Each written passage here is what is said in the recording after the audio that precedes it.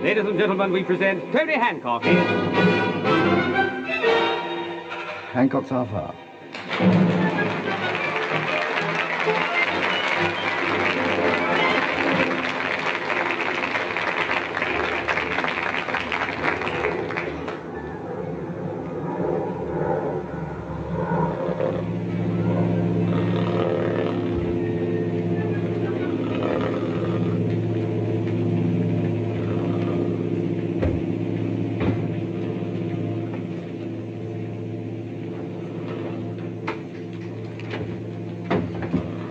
Thank you. Merci. One side. Arrivederci. Bonsoir. You mind? And what do you think you're doing? Who are you? I am the air hostess. No wonder we had a job getting off the ground. This is the third time you've been told. Put that stuff back in the luggage department. I'm not letting this out of my sight. Very valuable property, this is. Yes, I'm not getting over that rubbish at the back there. It wouldn't get mixed up with the rubbish at the back if you stuck labels on it. I'm not sticking labels on it. It's made of real cowhide, this is. I've already sloshed the bloke at London Airport for trying to chalk all over him. Yes. So just watch it. Now let me get past. Oh, now, look what you've done now. Look at this. Oh, that's my holiday finished. I'll be stuck here for the next 10 trips. No! It's no good. They'll have to dismantle the plane. Put this stuff down. Amongst this thieving mob? Not on your life. Pull yourself in, woman. I can't. Oh, this is ridiculous, having a woman of her size on a plane. Turn round, it's nothing to do with you. I can complain when I get back. I shall put it in writing. Ridiculous. Anybody got any margarine? Esquire, Kelkirk. Oh, never mind, doesn't matter. Now, try again. Right, both breathe in, move in opposite directions. Go. Go. Never do that again. Make sure you've got a clear run before you come out in the gangway again. Very nasty moment, that. Now then, where's my seat? Excuse me. You again? Yes, me again. Hang on to these a minute, will you? Wait a minute. Oh. Do you mind not wobbling your knees about? You'll have me over in a minute. Some people have got no consideration for others, I don't know. Sit down, sir, sit down before I call the captain. Disgusting behavior. Oh, shut up.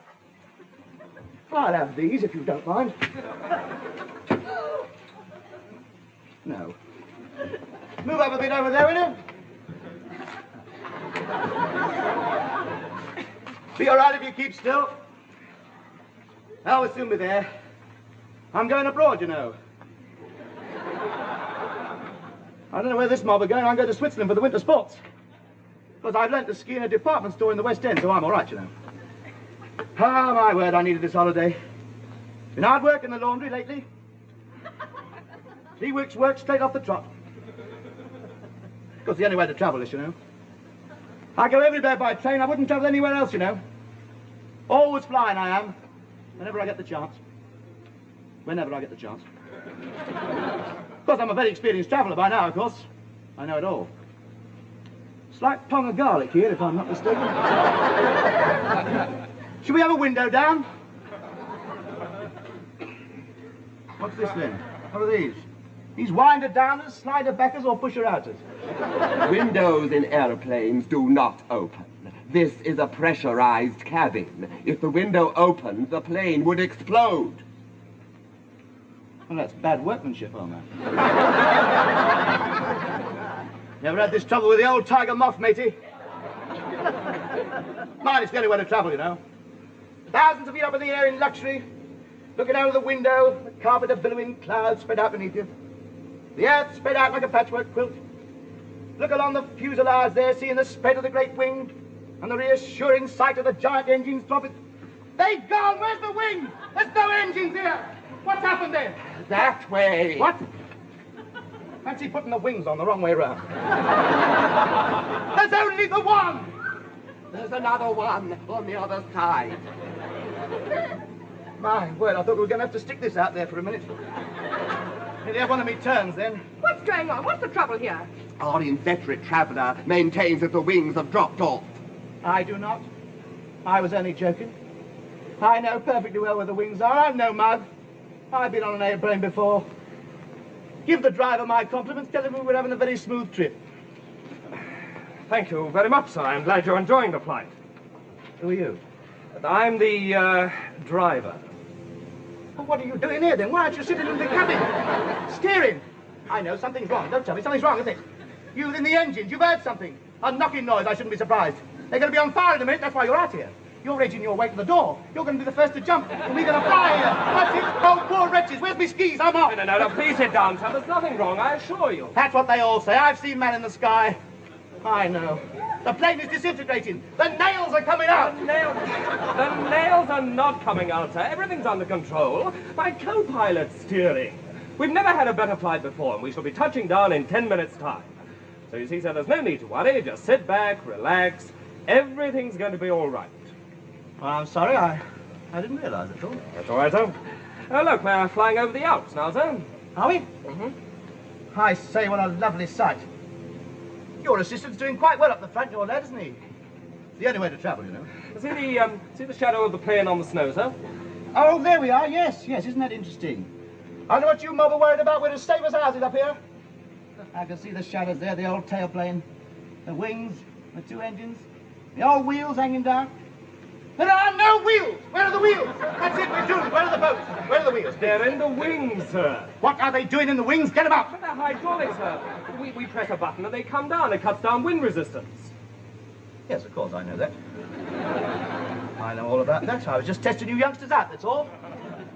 You don't remember me, do you? No, sir. Stick Hancock of the Flying Fools, 1916. No, sir.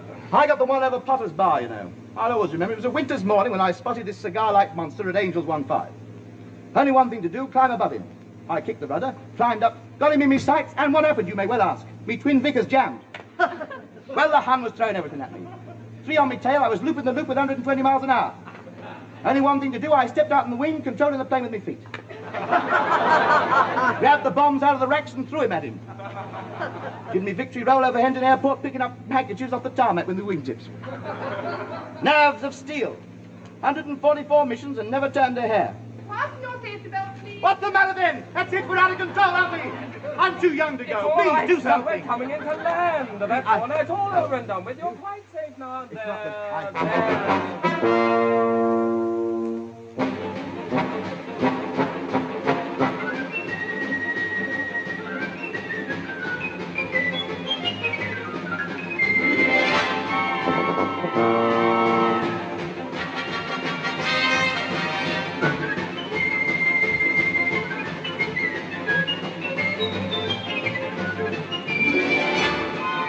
There.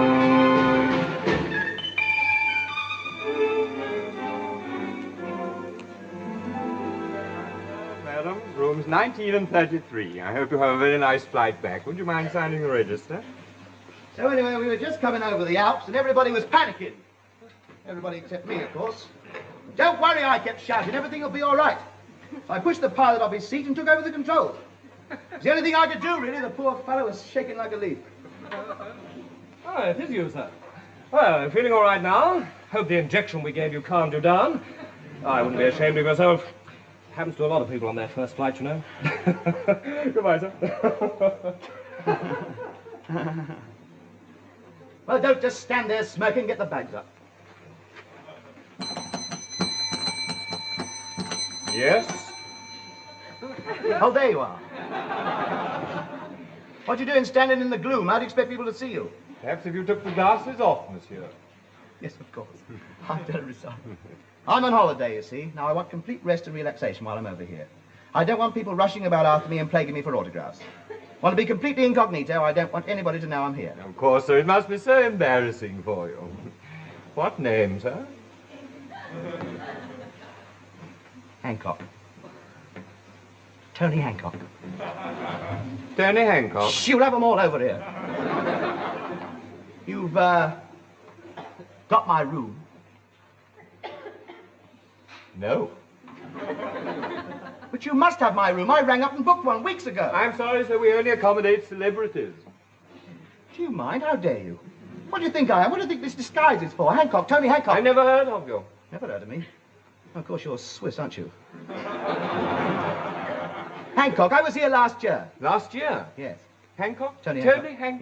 Yes. Just a minute. That's good. Yes, here we are, Tony Hancock, yes. A little matter of 4 towels, a tea service, and an ashtray. Souvenirs, that's all, souvenirs. Mementos of Switzerland. Of course. Do you think we might have a few mementos of England, such as £78 notes to cover last year's bill? Didn't I pay that? No, sir. We chased you to the airport, but you were a little too quick for us. You got the manager's car all right, though, did you? Yes, sir, we got there. Yes, well. Just put those little items on my bill this time, eh? I'm a reasonable man. Very well, sir, but I'm afraid you'll have to share a room. We're very busy. Share a room? A man of my caliber? Not all in your life. I'm not sharing a room, mush. Naturally, we should only charge half price. Where's the register? Here we are. There we are, this way. And our room number 26. It is, you know. I'm sure it is. Go on. Ask for an autograph. Can I have your autograph, please? What did I tell you? They come rushing straight over, you see. Now, my dear. Yeah. There you are. I told you it wasn't Sabrina. Thank you very much indeed. Thank you, sir. Room number 26. Ah, good morning, Mr. Vuan. Very nice to see you again. We have your reservation all ready. Oh, thank Room you number very much. 29. Oh, nice to see you 29. again. Thank you so much.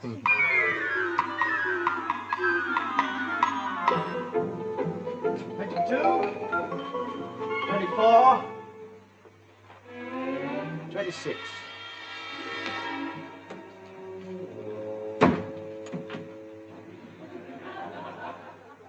And very nice, too. I say, nobody else has arrived yet. I'll grab the best bed before the other cat gets here. Let's see now.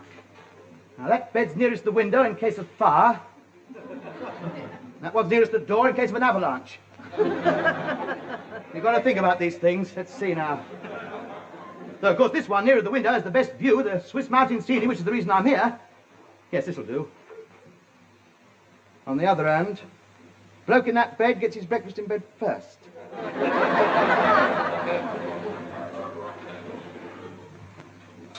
Well, when you've seen one mountain, you've seen the lot. Ah, this is the life. Hello? I hear a squeak.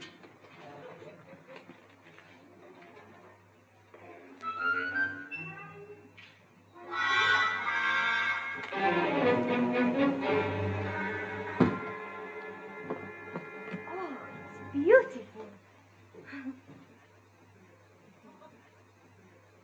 Only half price for the room as well. You can't grumble at service. Good evening. Don't tell me you are under there looking for a squeak. Yes. Yes. Yes. Get out from under my bed. Your bed?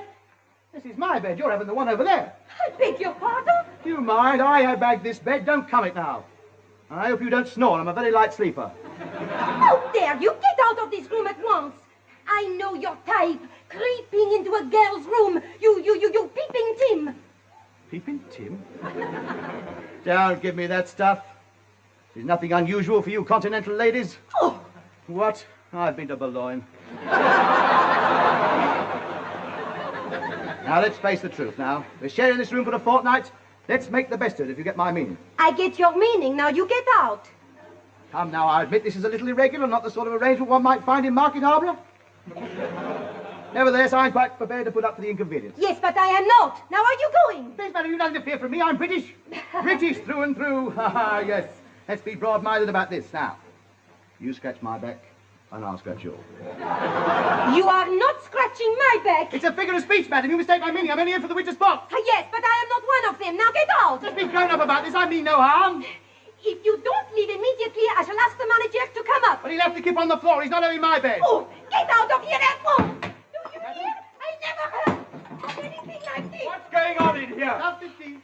So, an intrigue. No, you misunderstand. You Englishmen are all the same. Highly respectable all the year round, and the moment you leave Dover Harbour, you're at it. I am not at it. Things are not what they seem. Please, just get him out of my room. Certainly, mademoiselle. This way, sir. Do you mind? Do you mind not stretching my ear? You will have me overbalanced for skiing, please. It's not her room, it is my room. If you don't believe me, have a look at the key. He's perfectly right, mademoiselle. It is his room. Ah, but I have a much better apartment for you just down my corridor. Allow me. Thank you very much. Any more disgusting mistakes like this, and I'd have you arrested. But you don't understand. Oh, you naughty Englishman. Oh, you hot-blooded Latin. Mother was right. I should have gone to Brighton. Nothing sordid like this. Her and her all too obvious charms. I'm surprised nobody rushed in and photographed us while we were struggling. 50 quid on the spot, or send a copy to your mother, you know. Well, not this lad, not a nibble. Still, she was nice, though. Steady, mustn't get excited. I'm here for a rest. Still, if I'm not sharing the room with her, who am I sharing the room with?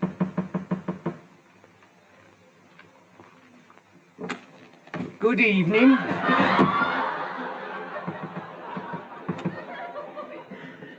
What do you want? I'm your roommate. Oh, no, you're not. Come on, stop messing about. It's a nice room, isn't it? You don't mind my coming in, do you? No, please do. He's cosy in here, isn't he?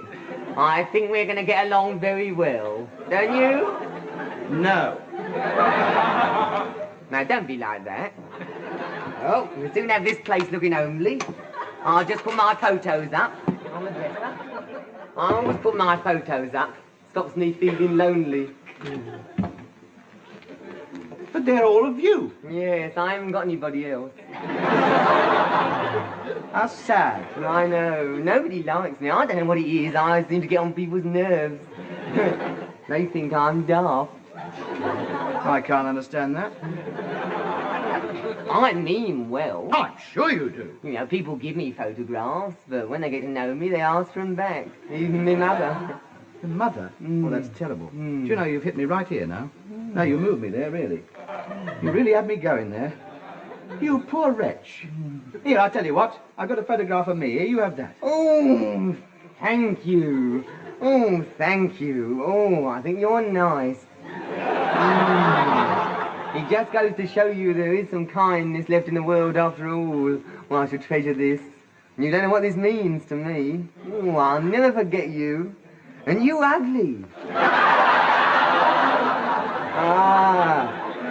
Now you've gone off me now, haven't you? You're like all the rest, you don't like me now. No, I don't. Oh, come on, let's be chums, make up. No. I don't want you to speak to me again. What are you over here for? I'm not going to tell you. Oh. No. But you can't guess why I'm over here. I don't want to know why. Have a guess. I'm not even going to try. I don't care why you're over here. You should never guess anyway. I'm not interested in your activities. What are you over here? No, I'm not going to tell you. Come on. No. Come on. No. I'll give you my photograph back. Oh, all right. Well, come here. Yes? You promise you won't laugh? I won't laugh. Come here. Yes? I'm over here for the yodeling championship. Get away. I am. I'm the yodeling champion of East Dulwich. Well, I am surprised. Well, I am. And between you and me, I stand a very good chance. Yes? You see, I've got the biggest yodel in Dulwich. Amazing a man of your build. Yes, well. Well, you see, it's very deceptive. It's a knack, you see. Yes. It's the way you manipulate your diaphragm. You see, good yodel, you see, starts from here, comes up through here, goes all round the pipes, Yes. and forces its way out here. How absolutely fascinating. Yeah. Here, I'll show you. Yes. Thank you, very good, very good. Please don't do it anymore, not that I don't like it, but they'll think I got another woman up here or something. No, stop messing about. Well, I've got to unpack and I've got to get a good night's rest, otherwise my yodels suffer. We wouldn't want that to happen, would we? Oh, well, I'll have this bed, I think. Get your horrible yodeling equipment off my bed. That is your bed over there by the window. Oh, no. No, I can't sleep by the window. I haven't brought me halibut oil capsules with me. Good luck. This is my bed. Here I am, and here I stay. Oh, no, don't be rotten. I'll get a chill. Good. I was here first. Oh, go on. Let me have that bed. No. Go on. No. Go on. No. Go on. No. Go on. You can't touch me. Feet off the ground. Get off that bed. No. Get off. No. All right, then don't get off. Stay there. See if I care. I'm not standing here chatting to the likes of you. I'm going. Good day. Two different worlds. We live in two different worlds. Oh. Who is it? Your tea, monsieur. Oh, that's nice. Oh. Mine. I saw it first. I saw it first. I was here first. Do you mind keeping quiet? I want to get some sleep.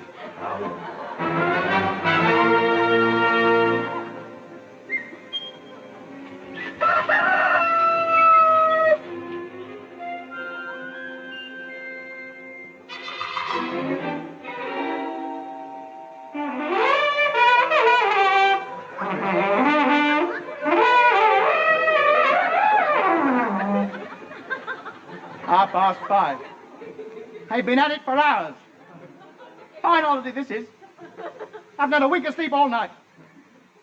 I thought he was going to smoke this when he first dragged it out. Can't you hang it out the window and blow it?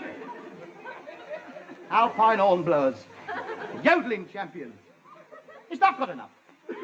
Not in the same room. It's not good enough. I'm going to complain.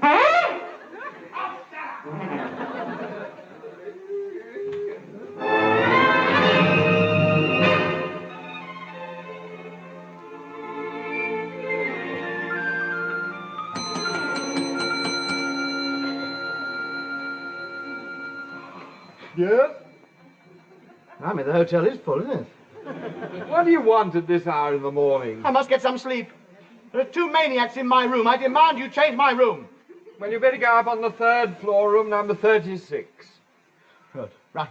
Now, I'm going out skiing for the day if anybody wants to know where I am. Good day. Mind the trees.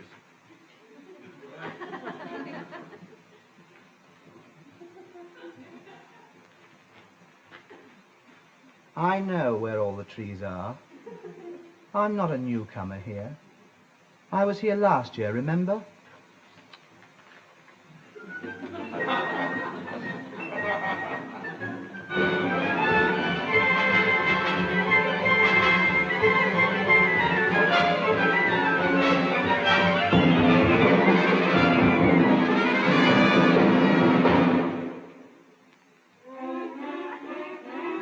Good morning, Mr. Good morning. Can I help you? Oh, yes, please. I wonder if you could perhaps find me another room. Was something wrong? Oh, no. It is a very nice room.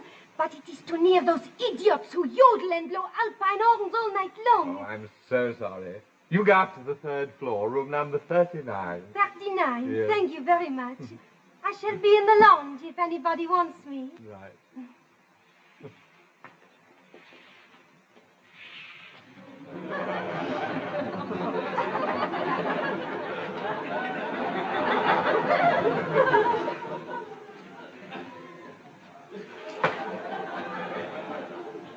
I wish to report a new tree on slope 604. Carnivorous, I fancy. Number 36. 36. Thank you.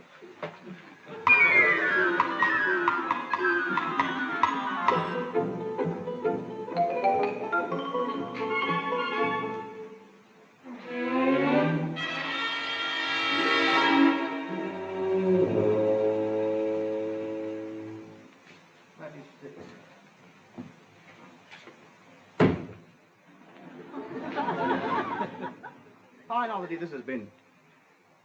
What a fiasco. I haven't enjoyed 1 minute of it. Never again, never again. I'll stay at home next year and do the garden. What's happened? Alpine horn blowers, yodeling champions. bashing myself into trees. It's taken all the shine off the whole thing. Oh, now I've dropped a button. Now, isn't it sickening?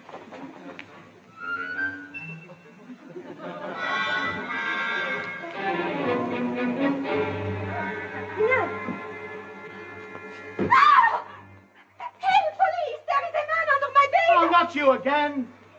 You dirty old man, don't you ever give up? Help, police! But you're mistaken, madam! Oh, you should be ashamed of yourself. A girl is not safe with men like you about. But you keep coming into my room, I'm innocent! Oh, men like you should be locked up. Please, don't start throwing things again, please. Not again. They put the lot on my bill last Then I time. should What's going on in here? arrest that man. He is a menace to respectable girls. So, you're still at it.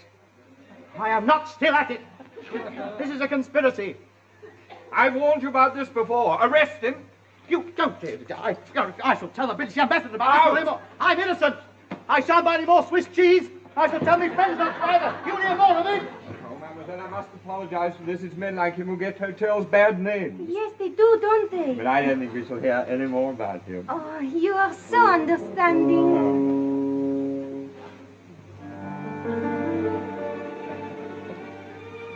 Well, I suppose it's one way of spending 6 months abroad without spending your travel allowance. Well, to make sure this cell door's locked, I don't want any women wandering in here. What a way to finish a holiday. What a way. I don't know, though. I suppose it could be worse. At least I'll get the sleep and the relaxation I wanted. Yes. 6 months solitary. Lovely. It's better than the hotel in a way. It's quieter. It's much quieter. Oh,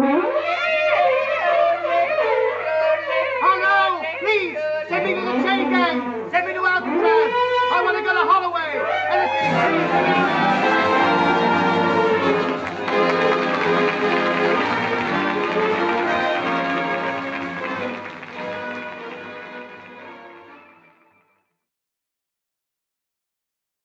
Ladies and gentlemen, we present Tony Hancock in... Hancock's half hour.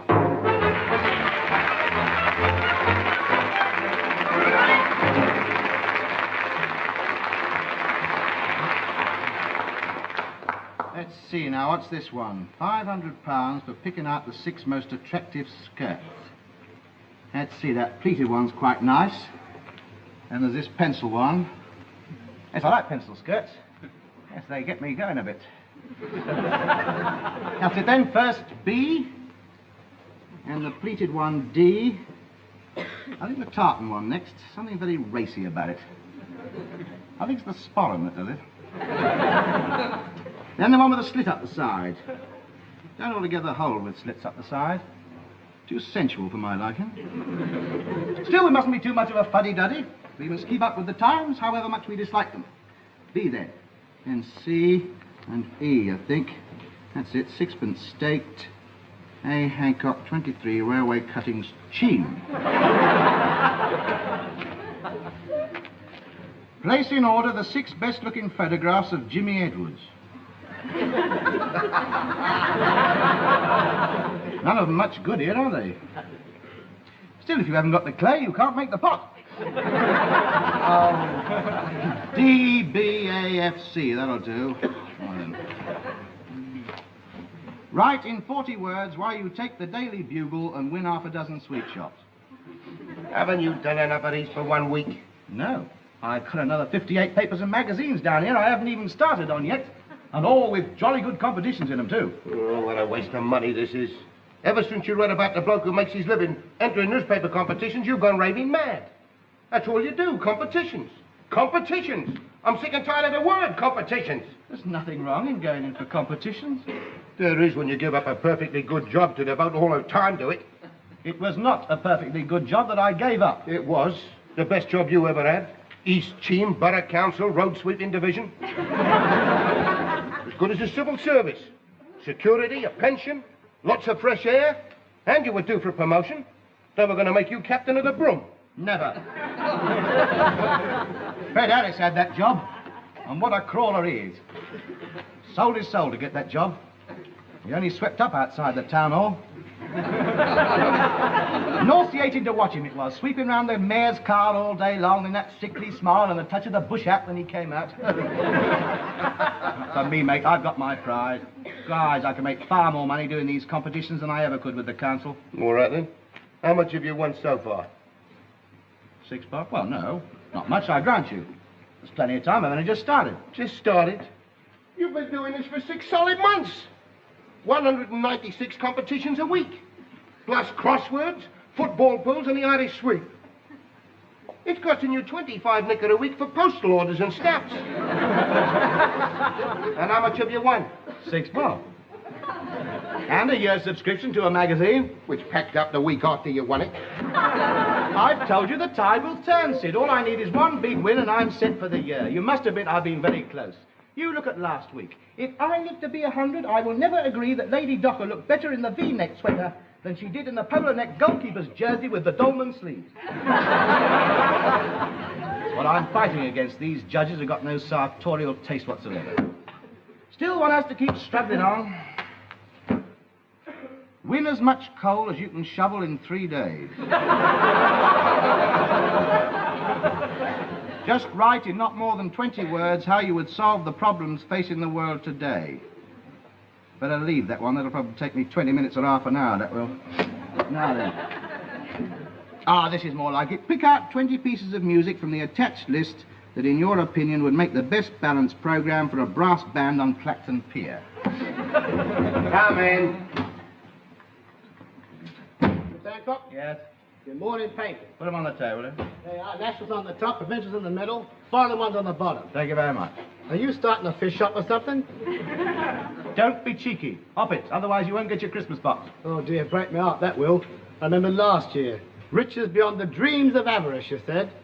Tuppence. And even then, old Ugly here followed me out. Said unless I gave it him, he'd let me tyres down. You want to do me a favour, son? Yeah. Get out of it! It's a right house, this is. I think I'll drop all the papers in the mud tomorrow. You dare. You touch that competition page and I'll wrap your bicycle round your neck. Conquered. Get out of it. Get out of it. I don't know what's come over this younger generation. There's too much of this Lucky Jim attitude. Too much of this wanting something for nothing. Everybody's out for themselves. Nobody's worried about the country. Nobody wants to get her back on the feet again. Nobody will buckle down and do a hard day's work. Easy money, that's all they're interested in. What do you think the Arsenal will do this week? Draw. Yes, that's what I thought. Per any 8 from 43, 4 lines, 8pence. Cross in the corner, I don't want any publicity. Never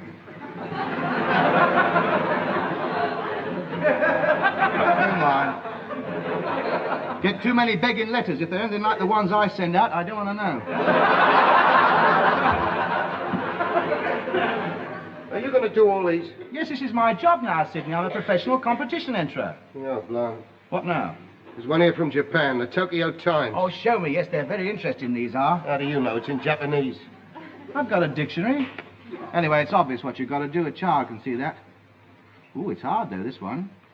Out of the above pictures, you've got to sort out which are the expensive British products and which are the cheap Japanese ones. That's very difficult. Well, a surprise. 2 bowls of rice each day for the rest of your life. And what good's that to you? Well, there's one here somewhere for an evaporated milk contest. If I win that, I can set up as a rice pudding merchant. Satisfied? I'll be satisfied when you give this up and go back to the road sweeping. I'm getting the dead needle to this. Look at the money you're slinging away on this every week. And where's it coming from? That's what I want to know. I know that's what you want to know, matey. Ever since you found out I got a bit of money tucked away, your fingers haven't stopped twitching. Look at them going there like a bunch of water diviner's sticks. I know what goes on here at night time. I've heard you keeping you down stick. I'll take a run at that. I've heard you creeping downstairs with your blow lamp and your jemmy. I don't want your money. I just don't like to see you waste it, that's all. I'm not wasting it. Don't you realise if I win these competitions, I shall have £900,000, 3 racehorses, 2 pubs, a grocer's shop, half a dozen assorted cars, 10 television sets, and a night out with Jane Mansfield. And 2 bowls of rice. And 2 bowls of rice. Well, you can make your own choice. Chacun a son goût. I'm going to make a fortune and post these. Good luck to you. Now, let him please himself. If he wants to ruin himself, let him. I'm not interested. I'm going to stick to the decent, respectable ways of making a living. Now then, Haringey, third race. Better get out the track now.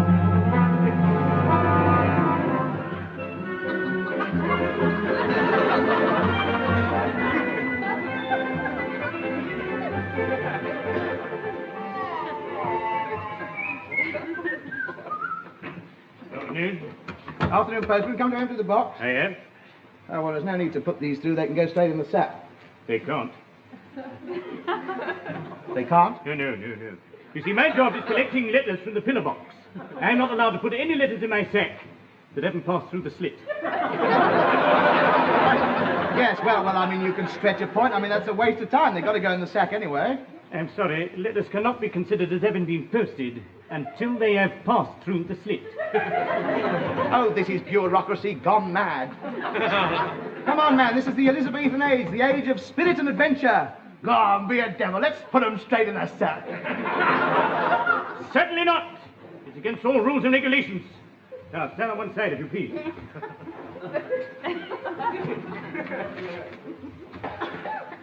May I carry on now? You may. Thank you.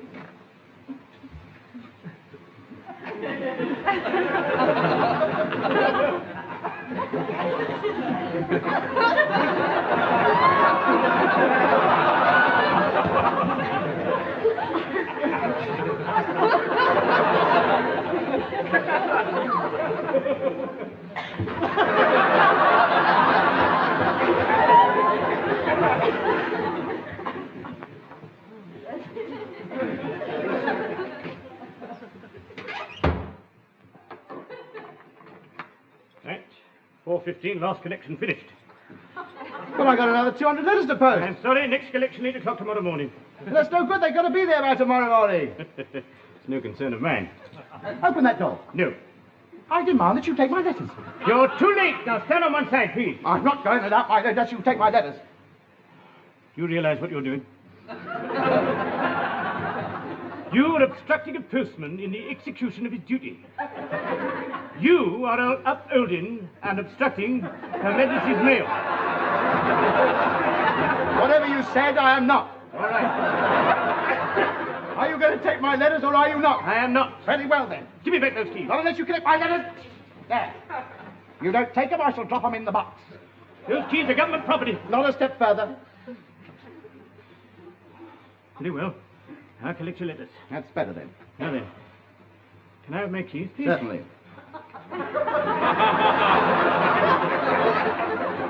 Well, come on, open the door. I can't. You've got the keys. Well, get a fishing rod, then. It's against all rules and regulations hanging fishing rods through government keels and things. Well, put your hand in and get it out. And get it stuck like yours, I should kick you. Oh, this is ridiculous. Ridiculous. There. Thank you. Oh, come on now, you've got the keys. Open the door. I'm sorry, I shall be late collecting the other boxes, which is against all rules and regulations. Speed and promptness is the motto of the GPO, you know. Good day. Come back here. I can't wait till tomorrow's collection. I demand you release me. Come back.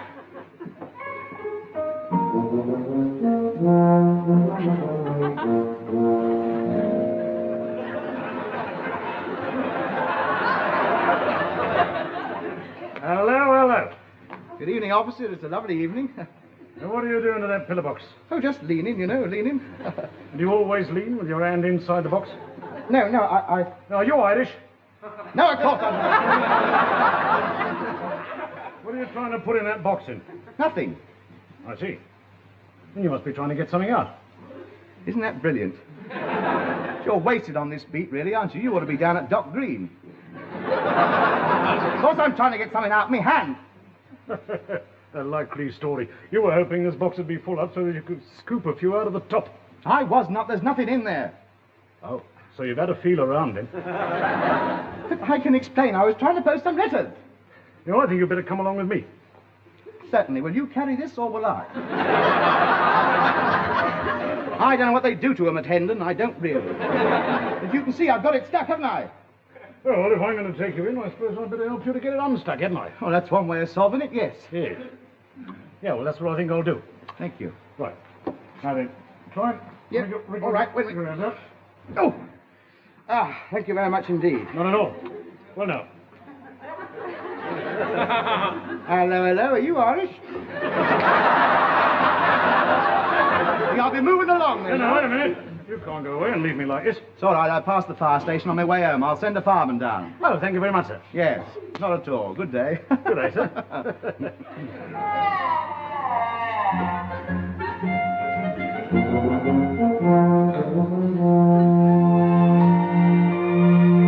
Still doing those stupid competitions? No, I'm not. I'm writing a letter. Now, just listen to this.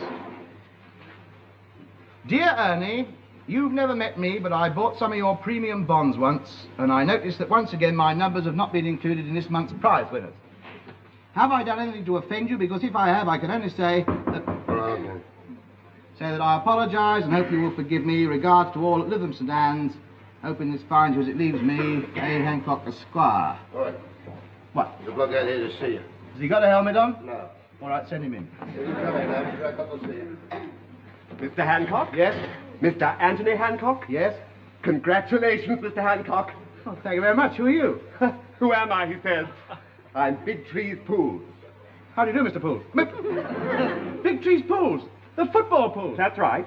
Don't tell me my 4 aways have come up. Yes, 4 aways, 10 points, 3 draws, 8 results, and the treble chance. You've won the lot. And it gives me great pleasure to present you with a cheque for £350,000, 3 shillings and 11 pence. Perkins, the cheque. Oh, he's gone rigid. Get some water. Ah, that one done no good. Here, give me the cheque. Wave it under his nose. Wake up, Hancock. The loot, boy. Look, you've won. I won. I'm rich. £350,000, 3 shillings and 11 pence. Yes. Now, I know a man like yourself, suddenly coming into wealth, might be at a loss to know what to do with it. So our highly trained advisors will be at your disposal for the next few weeks to help you sort everything out. Yeah, don't you worry about it. I happen to be Mr. Hancock's financial advisor, bailiff, and administrator. Just leave it all to me. Now, thank you very much for calling. Sit down. Oh, but we want to take some photographs for publicity. You put your cross in the square. He doesn't want none. Sit down. Just before you go, have something with me. Just a little drink for you and the lads, eh? 3 and 11. Thank you very much. Well, son, we're rich. Don't like the way the word we is creeping into this conversation. You don't mean to tell me that you are going to forget your dear old friend who stood by you and gave you all this encouragement during all those lean weeks? Who'll give you Arsenal to draw? That was for next week. Now, look, Sidney. Mr. Anthony Hancock. We're not buying anything, thank you. It soon gets round, doesn't it? I'm from the magazine Tittle Tattle. Mr. Hancock, you'll be pleased to know that you picked out correctly the 6 best-looking photographs of Jimmy Edwards. Congratulations. You've won 2 pubs in Bournemouth. Oh, drinks all round. Naturally.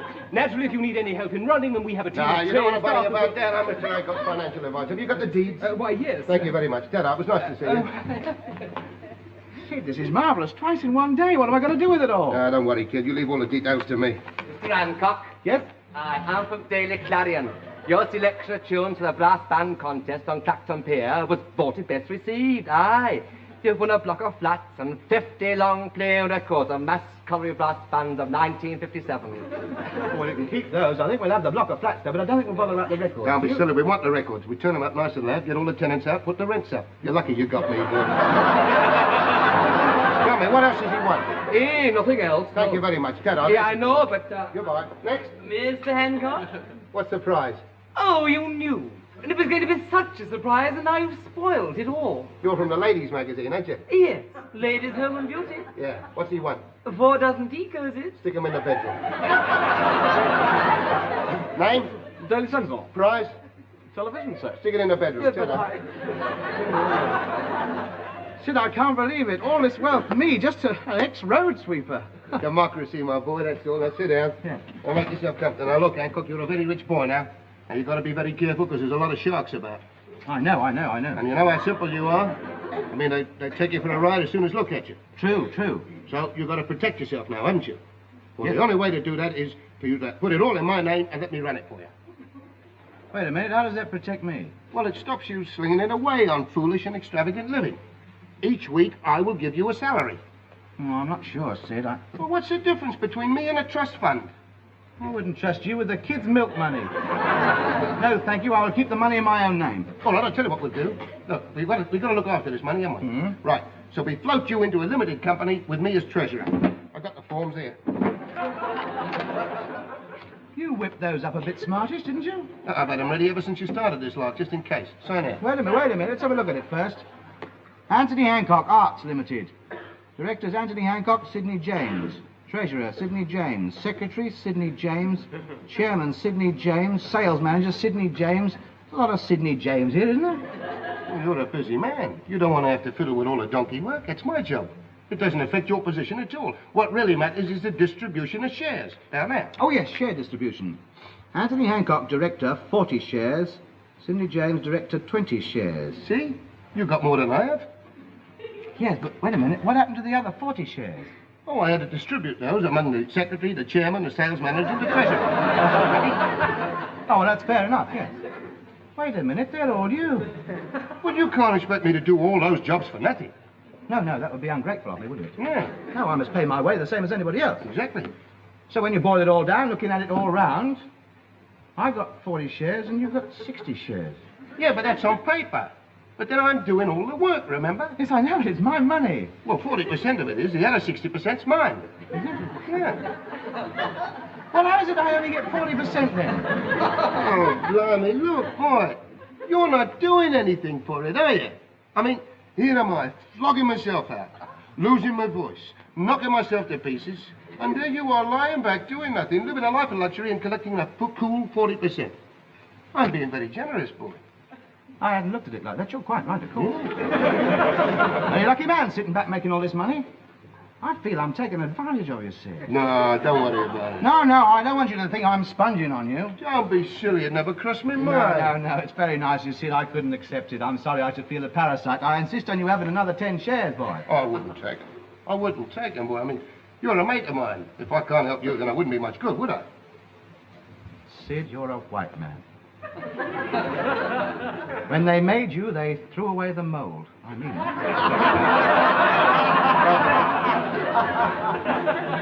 Certainly. Sid, I wish you'd have those other 10 shares. It's not right. All right, then. If it makes you feel any better, I'll take them. Good. I shall sleep better tonight. Yeah? Thank you very much. And there. Yeah. Well, glad to be in business with you, partner. Come in.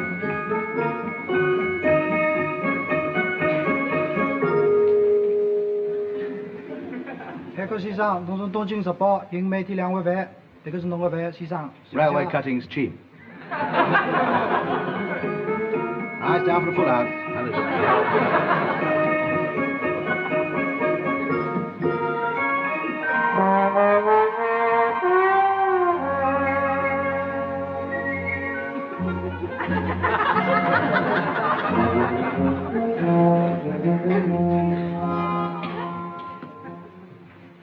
Beans and milk.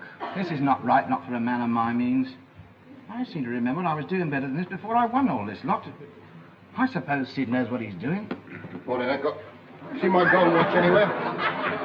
What, like the ones you've been distributing to your family? Yeah, that's the one. No, I haven't seen it. Perhaps it's up in the drawer with your diamond type-in and your ruby inlaid cufflink. Yeah, well, never mind. I'll get myself another one. I've been thinking of buying the oak diamond and having a watch set in that.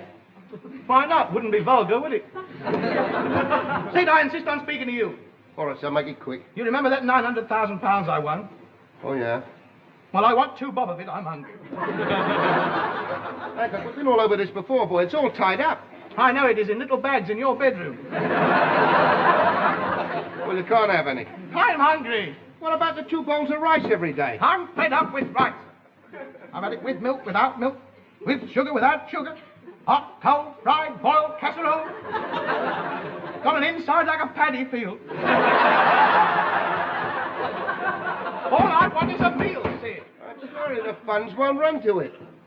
Now, look, son, I know what you're thinking, and you're dead wrong, believe me. That's all different for me, you see. I mean, I am your personal representative. I have to go out and entertain all these people. I've got to impress all these business contacts. You don't seriously think I like living it up like this, do you? I'm doing it for you, boy, to further your interests. I'm doing it so that you can live a life of luxury afterwards. All right, then, if you don't like it that way, I'll tell you what. You have all the gear. You have the motor cars, the gold watches.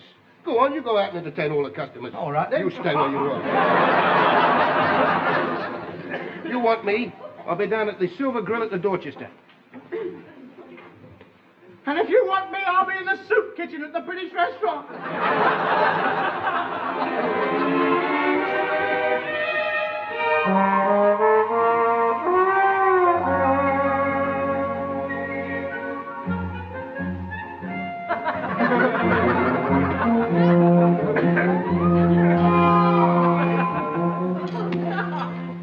Rio de Janeiro, Friday.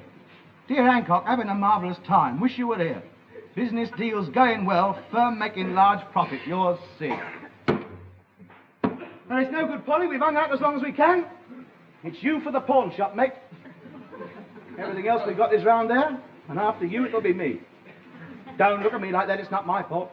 As soon as Sid comes back, I'll have you out, because he's making a lot of money for us, you see. I'll have you restuffed. You'd like that, wouldn't you? Eh? The old beak polished up a bit, eh? Because I'm a millionaire, really. It's just that I haven't got any money. Come in. Mr. Hancock? Yes? Good news, sir. I'm from the magazine Picture Parade. I'm sorry we're late for the news, but you won first prize in our last month's competition. You mean suggest a new husband for Rita Hayworth? Yes, sir. And you'd be pleased to know that she's thinking of accepting your suggestion. I've won first prize. Yes, sir. What is first prize? A night out with Jane Mansfield. Jane Mansfield? Me? Oh. Jane Mansfield and me? Yes, sir. With my beauty and her brains, what a team. Who's paying for it? You are, of course, sir. I say, that's a bit off, isn't it? Well, good heavens, you can't expect us to do everything, sir. I mean, after all, we're supplying Jane Mansfield. Yes, I know, but it takes money to take her out, and I'm broke, you see, it's all gone. Don't somehow think her taste will run to a hot meat pie stuck to a cold plate with a dollop of chopped sauce. You come a fortnight ago, it was all right, I was a millionaire then, but now... My dear fellow, Miss Mansfield is a simple girl. A night out with her will only cost you £50. You mean that men spend £50 to entertain her for an evening and she's simple? I haven't got that kind of money. I haven't got any kind of money. Oh, surely you must have some somewhere. Not a nibble. But good heavens, man, this is the chance of a lifetime. A night out with Jane Mansfield. Think of it. Control yourself, you know. You can raise £50 somehow. You could mortgage the house. Yes, that's a thought, isn't it? Yeah. Get somebody else to put the rest to it. It's tempting. Of course, I've always fancied her, you know. I'd look better next to her than that weightlifting Herbert. Because I got muscles, mate. I can lift weights. After all, I carry all this around with me all day. Ah, you'll go then? Yes, I will. Thank you very much. Why not? That's more like it. 8 o'clock then, at the Kismet restaurant, a table near the orchestra. Have a nice time. Thank you very much. Jane Mansfield. Oh, for a man. Oh, she's going to get one tonight.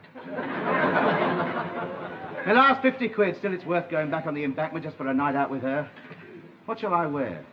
What shall I wear? That's a laugh. All I've got is me conjurer's coat from the Masonic cabarets. Look at that.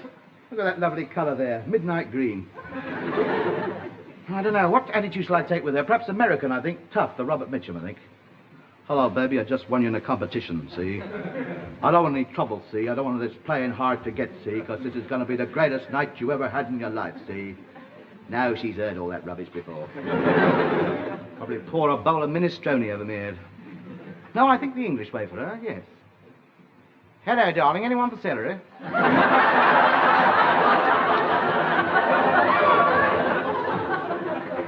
That's no good, it's not me. No, she'll have to take me as I am. Raw, untamed. I'm going to enjoy myself tonight. I'm going to get my 50 quid's worth if it's the last thing I do.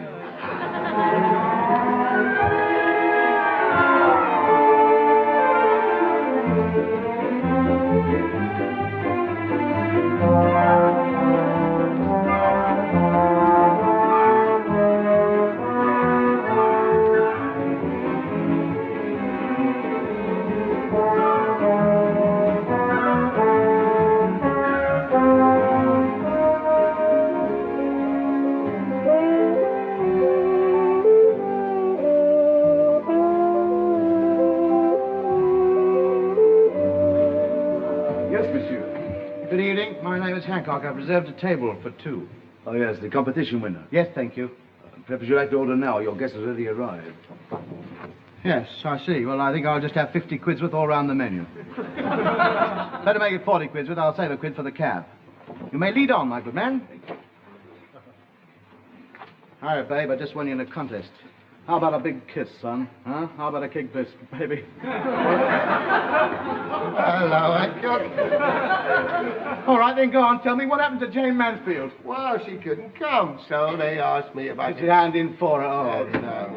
Well, you wanted a film star, you got one. 50 quid worth of food I've ordered. Oh, that's nice, because I'm starving. You starving? Where's all our money gone, then? Oh, I lost all that in South America. But you got nothing to worry about, boy. I have bought up every newspaper they got in South America, and they got some smashing competitions here. Listen to this one. Choose the 10 best moustaches and win 100 sides of beef.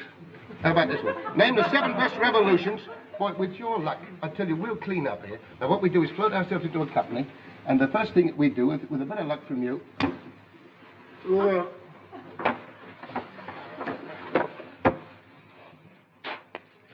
And not before time, I may add. May I have the captions, please?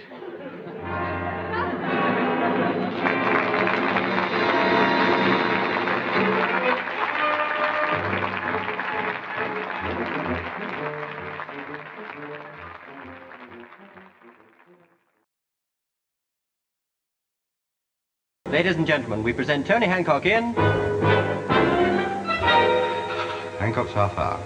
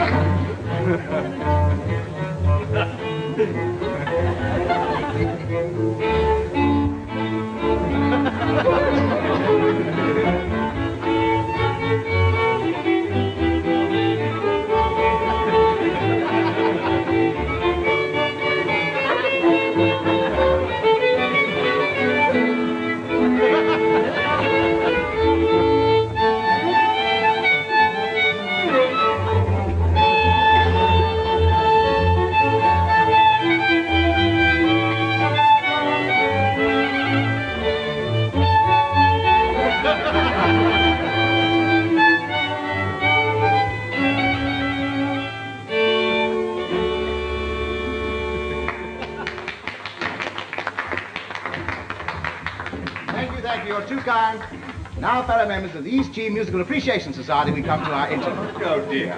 No, we shall be going on, of course. You'll be most attentive to our humble efforts, but I'm sure we all feel the need for a little refreshment. Mrs. Farley will now pass amongst you with some tea and crumpets, while the ensemble gets stuck in some flippant background music there, all right? All right, lads, as much Ivan Novello as you can knock out in 5 minutes, all right? Ada, no slipping out for a start. A delightful idea of yours, Mr. Hancock, to hold these musical evenings. Oh, I'm so glad that you think so, Vicar.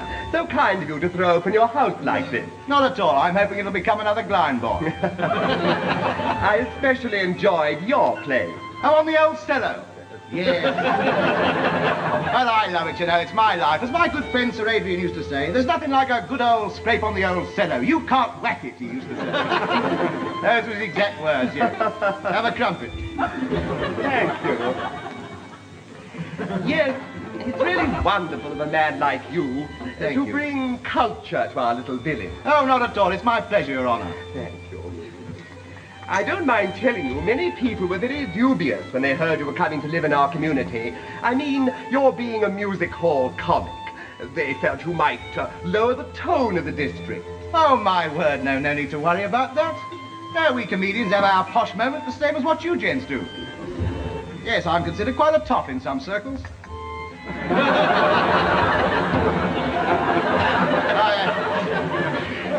No need to worry on that score, Vic. All this comicking and the such is just a job with me, you know. My real interests lie in the world of beauty and the arts.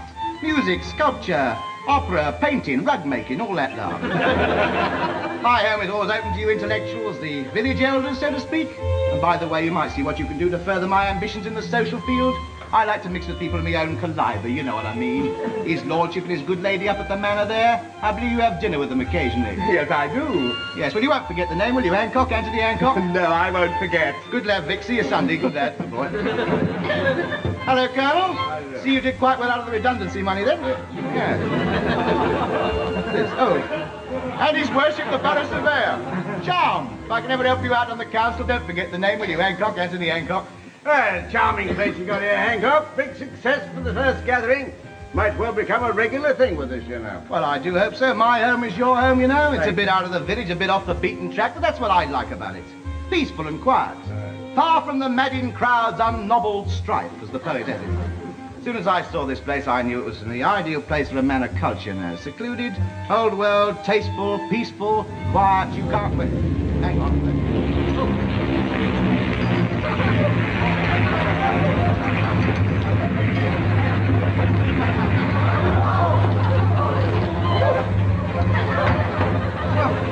Have you any snag with it? What a daft place to put an aerodrome at the bottom of my garden. I say, Hancock, does this sort of thing happen very often? Oh, no. It's most unusual, Liz. No, you will enjoy coming here. It's an ideal place for a quiet little get-together. Oh, thank heaven for that.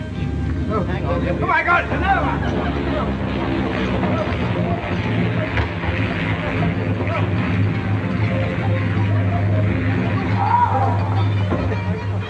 no! Is your idea of a joke, Hancock? My dear sir, I mean, after all, getting us down here to this shaking monstrosity. Have a care, sir. Watch your language. Remember, we have a member of the clergy present. Very considerate of Mr. Hancock, thank you. But I do see the Colonel's point. It's rather disconcerting to have aeroplanes taking off halfway through the poet and peasant. Oh, no, you soon get used to it. After the first half dozen Viscounts have been over, you don't notice it, you know. You begin to look forward to them. You miss them when they don't go over. Of course, they're splendid in the middle of the Dam Busters Mark. Well, I wouldn't have come here if I'd known this sort of thing was going to happen. My nerves are in a shocking state. I must have a glass of brandy or something. What do you mean have a brandy? You've had the lot. 4 bottles. No wonder they keep coming over with his nose flashing away there out the window. You had put anybody off course. All right, ladies and gentlemen, relax. Don't let this spoil your beautiful evening. Please, relax and enjoy yourself. Hello. Watch it. It's all right. Don't worry, don't panic now. I'm safe. Don't worry about it. Watch you go. Louder. Look, it's the New York flight. It's a bit late tonight. There we are. Well, that wasn't so bad, was it? If you hadn't known what it was, you'd never have noticed it. I'm not staying in this house another minute. I think you ought to be ashamed of yourself inviting us to a place like this. We might all be killed. Oh, don't go yet, Duchess. Have another crumpet. Come, Henry. A disgraceful exhibition, sir. Oh, shut up. You're not going, are you, Vic? Stay back. Well, it's all right. Well, that's very kind, but I really must be off. 1, 2 calls to make, you know. Yes. If I were you, Hancock, I should move. You won't be very welcome in the village after this episode, I can tell you. Well, it's not my fault. I can't help the... Good afternoon to you, sir. Oh, I hope your medals go rusty. Don't you, ladies and gentlemen, please. We artists must stick together. I shall report you to the union. You'll all have to turn your fiddles in. Well, good night, Mr. Hancock. I'm so sorry. I understand how you feel. I get the same sort of thing when the bells start up on Sunday. Oh, don't just stand there, madam. Start sweeping the crumpets up. Now, that's it. That's my reputation in this business gone for a burn. What am I going to do? I should have been sitting pretty there, seat on the council, mixing with all the gentry like I was born to do. Well, I just have to move out of this village. But a knob I was destined to be, and a knob I am going to be. Hello, hang on. Get out of it! I'll have the law on you! Get out of it! He's got me aged aerial and me chimney pot. I've got a shocking picture now. I love me.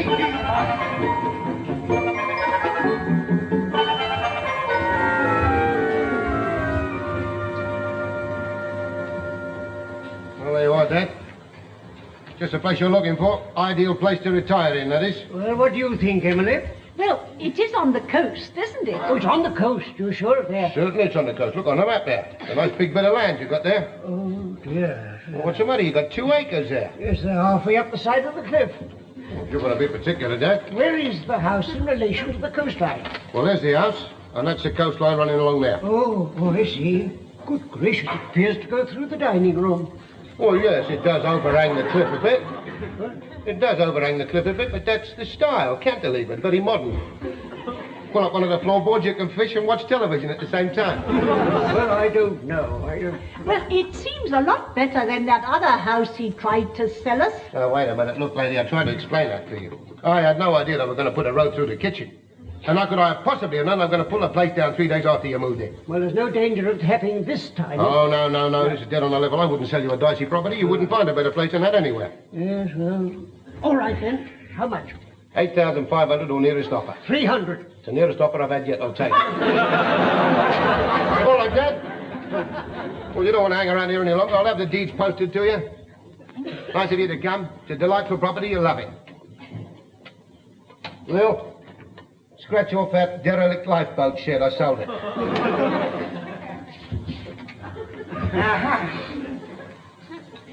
I want my money back. Hancock, my best customer. Sit down, son. Never mind about sitting down. Sit down, relax. Come here. Can I interest you in house number 89? No, you cannot. You can refund to me the money that you wheedled out of me on house number 88. You mean you're not satisfied? I am not. What's wrong with it? What's wrong with it? There are airfields at the bottom of my garden. Get away. Yes, an airfield. Dirty great runways, not... Watch it. Let the artist speak, please. Dirty great runways, not 12 yards away from the outdoor barbecue. Well, what's wrong with that? What's wrong with a little vibration now and then? A little vibration now and again? You try and get from the kitchen to the dining room when there's a flight of sabre jets going over. Worse than a cakewalk on a fairground. I want my money back. I'm sorry, mate, you can't have it. I showed you all over that property. You went in it with your eyes open. Yes, you did. During a dense fog. Most convenient, I couldn't see the house and all the planes were grounded. I showed you on the map. The airfield and the runways were clearly marked.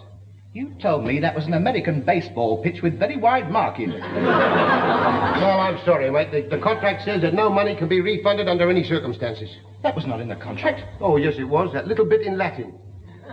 You twister, you told me that was the firm's motto. Oh. You just got to face it. You got to put up with it. There's nothing you can do about it. It's no use to me now. I'm finished in East Team after last night's fiasco. They'll never have me as one of their laddie gentry now. Daren't show me face in the high street, the natives will stone me. It's me with the ducking stool, mate. I can see that. All right. You're breaking my heart here. I'll tell you what I'll do with you. We've been mates a long time. I'll buy it back from you. How much? 750 quid. But I paid 5,000 for it. Do me a favour. I'm not paying 5,000 nigger for a place backing onto an airfield. Well, I did. Yeah. Where am I going to find another mug like you? How dare you come in here trying to sell me duff property at exorbitant prices? I've got a good mind out the law on you. Apart from the airfield, how can you have the audacity to sit there and offer me a place riddled with dry rot for 5,000 nigger? There is no dry rot. You look in the cellar. Sid, what else is wrong with this place you forgot to mention? Oh, nothing. Just that bit of woodworm. What woodworm? In the furniture, all them little holes all over the place. I pointed out those things to you. You told me they were to let the air in to ventilate the wood. I'll tell you what, 500 nigger, that's all it's worth. You've already offered me 750. Oh, yeah, but the worms have gone further in since then. Now, you're not having it. It reeks of shabby practice. Buy it off me for 500 and sell it to some poor unsuspecting mug for 5,000. Well, you're not doing it. I'm not giving you the chance to defraud the public anymore. So what are you going to do? I am going to flog it to some poor unsuspecting mug for 5,000. Good day to you. Can I borrow your telephone? Yeah, what for? Just want to ring the Air Ministry and find out when the next dense fog is coming up.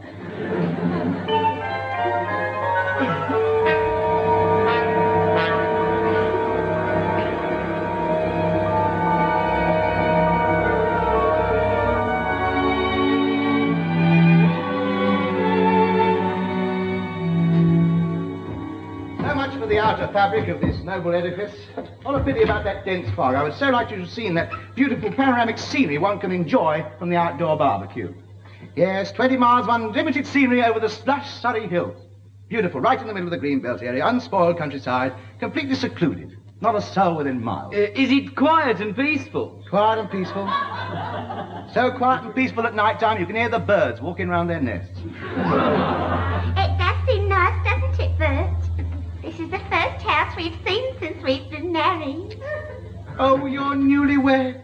Oh, how very delightful. Stepping out together on life's long and tortuous highway. Oh, you've touched me, you have. Oh, what a lucky couple you are to start your married life under such idyllic surroundings. You couldn't do better than this. I can see you now, sir, coming home from a hard day in the city, walking up the garden path with the gamp and the bowler and the little lady, your good lady wife there, waiting in the porch to greet you, which commands glorious views over rolling woodland valleys. This then can be yours for mere money. A paltry 6,000 is all I'm asking. And this love nest can be yours. If it's so wonderful, why are you moving? Didn't you read the advert?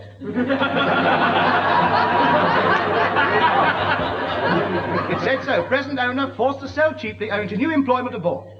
Yes, I'm off to Abyssinia in the morning. Building a new dam over the Ganges. It's in India. Yes, it's going to be a big one. Well, I'm sure you can't do better than this. What do you say? Well, I'd like to have a word about it with me wife. Well, do hurry up, because I've got some other people waiting to see it. They'll be here in a minute. Oh.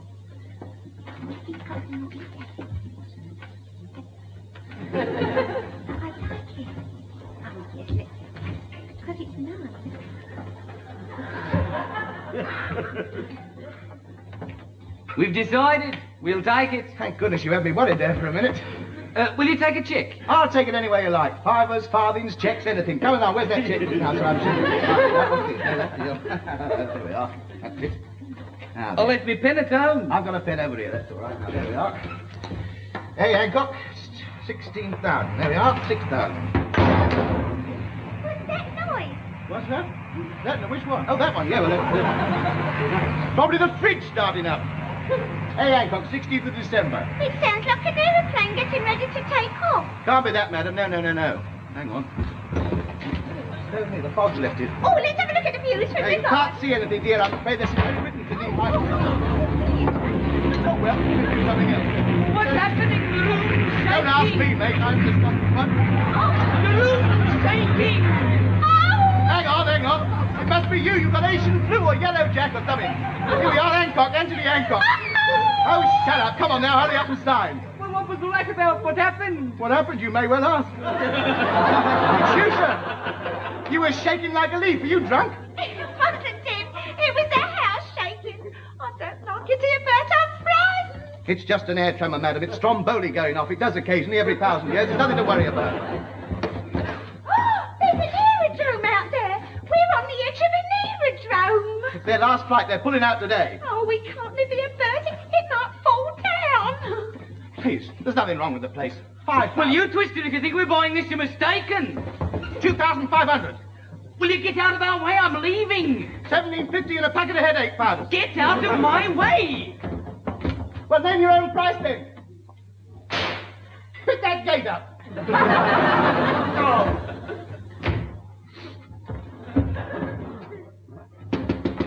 Hang on. I'll do it if it kills me.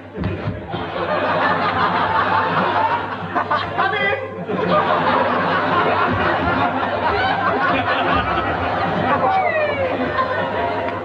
I've seen your advert. I haven't got long. I'd like to look the place over if I may. It's very nice. It's got panoramic scene. I can't leave here, you see. It's got panoramic scene all over. Yes, but I'm only interested in the house, you see. I'm a surveyor. Yes. Now, I want a sound structure. Have you got dry rotten woodworm? No, not a touch anywhere. Yeah, we'll soon see about that. The dry rotten woodworm test, my dear.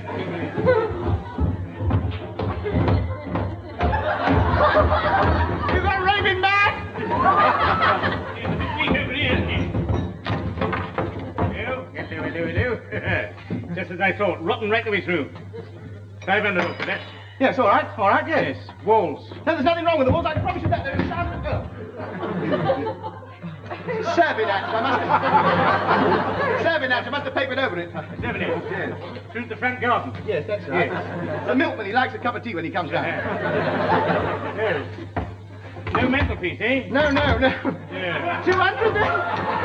200. Yes. That's 300 off for the wall, isn't it? Yes. 200 for that. Yes, I'm a reasonable man. What about the wiring then? Oh, it's very good. I just had it put in. Yes, it's a lovely job. Here it is. Help yourself. Oh, yes. Hello. That's the kitchen. Yes. It's the bathroom. Oh, the lounge. Yes. Here, that's next door. Yeah. Oh, well, that's the knock anyway. We'll knock another 700 off for that. Yeah. The furniture doesn't look too good, do it? No. Yeah.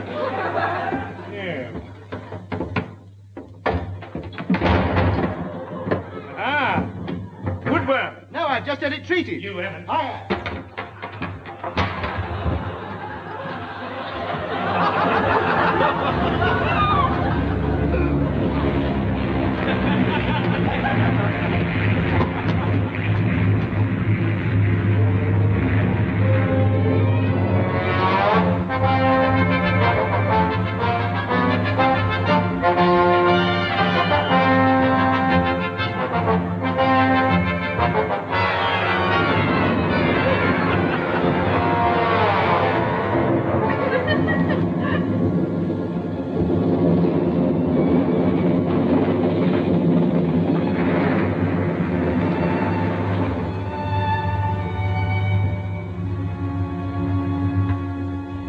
sorry, Dad. You can't blame me. It's not my fault. You should have had the place insured. You should have insured it against falling into the sea. It fell in before we got there. No, it's your fault. When you sold it to us, you said it was supposed to be hanging over the edge of the cliff. You said it was built that way. And so it was.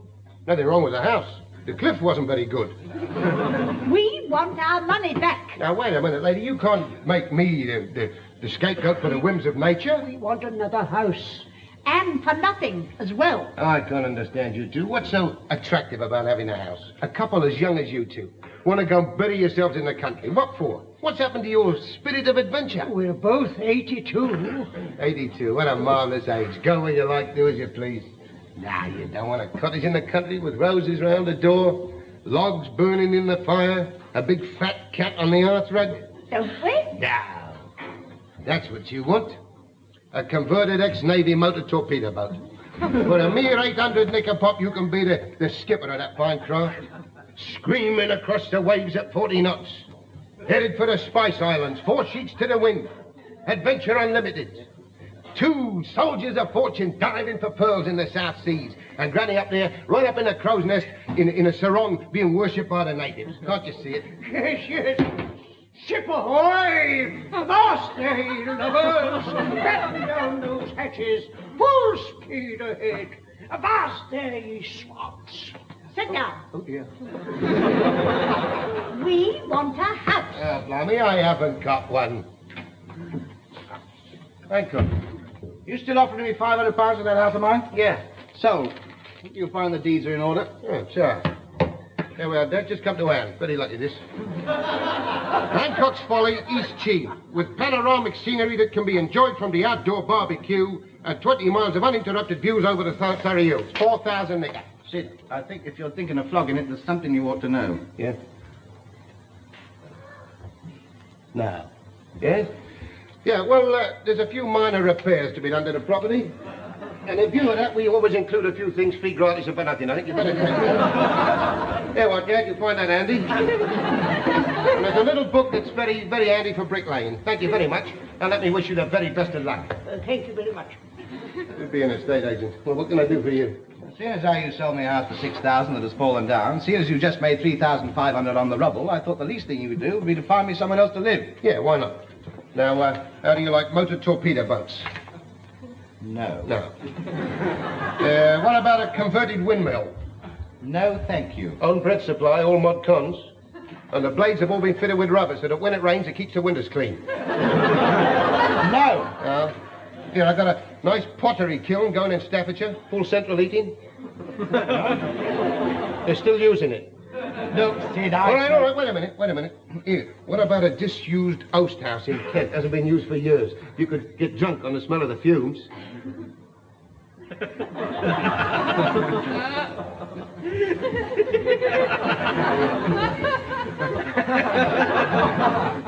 No, I don't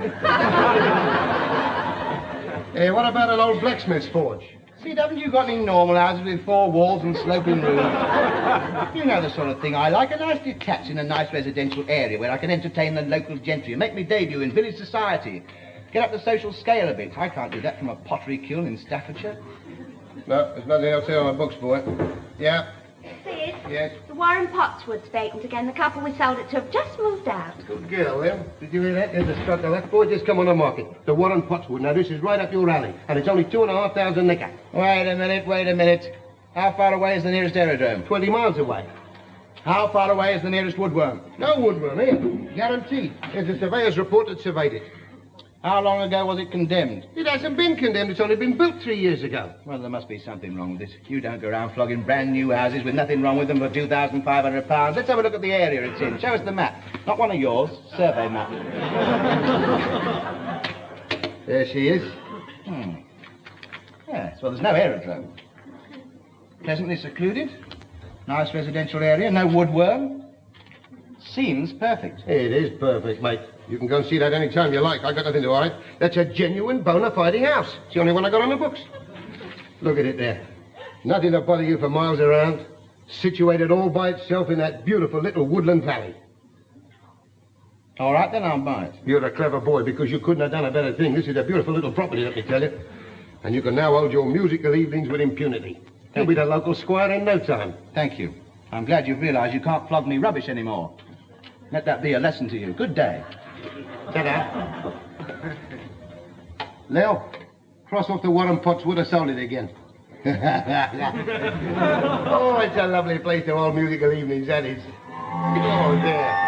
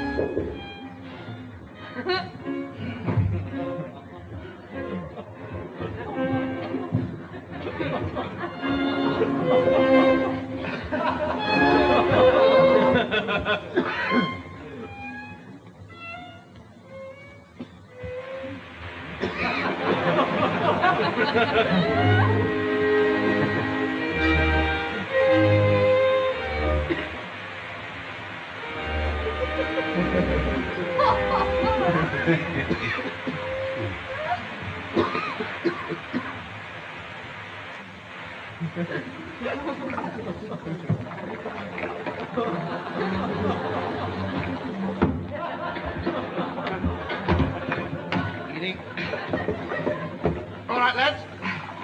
Anchor's away in 2. Hello, big boy. Lovely view, isn't it? Lovely view from up here. Nice fresh air. Trumpets are just drying out. They'll be coming up in a minute. Crumpet. Oh, so that's the attitude, is it? What's the matter with you? I thought you'd like a bit of fresh air. Hang on to this a minute. Right. Very well. If you can't play it, row it.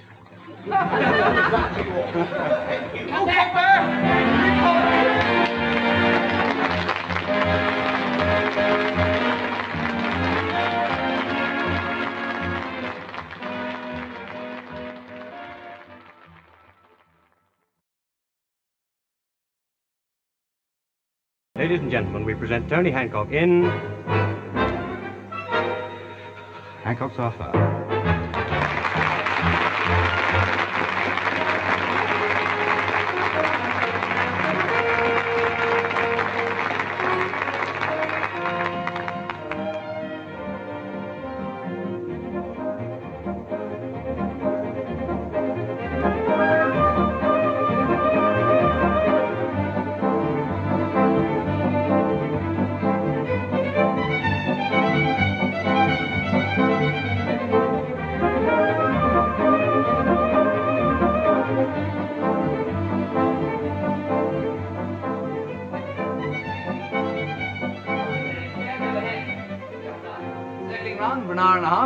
Then number 1 engine went. Finally, I had to jettison all fuel and brought her in on 3 engines and a tail wheel. The passengers were frightfully good, no panic at all. I've had nothing like that since Copenhagen in '46. Still, you were flying the open-fatted Wellingtons then, what Primitive days, eh, what? By Jove, yes. Came in over the harbour with half a wing gone and 2 engines on fire. I put it to a standstill just in front of the fire engine. Saved them a ride, eh? Ah, they were the days. Piece of cake, these modern crates. Did I ever tell you about Singapore in '47? Interesting, though. Electrical storm. Lightning caught the tail, knocked me radio mast and run it clean off, flapping about up there like a wounded duck. Passengers falling all over the place. I came in at a ceiling 500, struck the tarmac with my port wing, knocked it clean off. And the good wing slewed round and knocked all the windows out of the customs shed. Jolly good shed. Yeah, we can tell some tales, can't we? Glad I'm not a Johnny on the ground. Yeah, that's it. One thing we never get bored up there, can one? 159,000 hours I've logged. Over 40 million miles. Oh, that's going it some, sir. What makes the rest of us seem like newcomers, sir? Oh, I've been out a bit longer than you youngsters. A bit older than you chaps. Started in 1939, straight from Cheam School, straight into the force. Right through the Battle of Britain, painted so many swastikas on the side of me kite, some of our lads used to think I was one of the enemy. Served all over Europe, bagged myself a chest full of guns. Couldn't settle down the ground routine, so I joined you chaps. Been up in everything they've got on the turboprops now. Oh, beautiful crates. Quite. By the time I've come down with my tail off, wings bent, wheels gone. Always come down safely. Indian Ocean, 44, that was the one. 3 engines on fire, 30,000 feet. 3 on fire? 3 on fire, and the 4th one icing up. An impossible situation. Must crash. Could have been, but was not. What did you do, sir? Like this. Over on one side, one wing up, one wing down, so that the flames from number 3 fanned upwards and melted the ice on number 4. One engine okay. Now for number 3, down through the clouds, throttle back, open the window, and pelted ice cubes at it from the refrigerator. 2 engines to go, 2 okay. All right? Rapidly losing height, trying hard not to ditch. What to do? Well, shoot upwards and put it out with the slipstream. Shut engines off. Make home on 2. Impossible. No can do. Can do. Was done. Here's how. Indian Ocean, us. 500 feet. Dropped a couple of blockbusters into the drink. Tight circle back. Straight through the spray. 4 engines okay. Home for tea. Certainly seems uncertain. Attention, please. Will Steward Hancock please report to the kitchens? Will Steward Hancock please report to the kitchens? Will Steward Hancock please report to the kitchens? All right, I heard you the first time. There's no need to keep on. Will Steward Hancock please report to the kitchens? Oh, for crying out loud. Will Steward Hancock please report to the kitchens immediately? Will Steward Hancock please report to the kitchens immediately? Will Steward Hancock... What are you doing in here? Will Steward Hancock please report to the kitchens immediately? Steward Hancock will report to the kitchens in his own good time.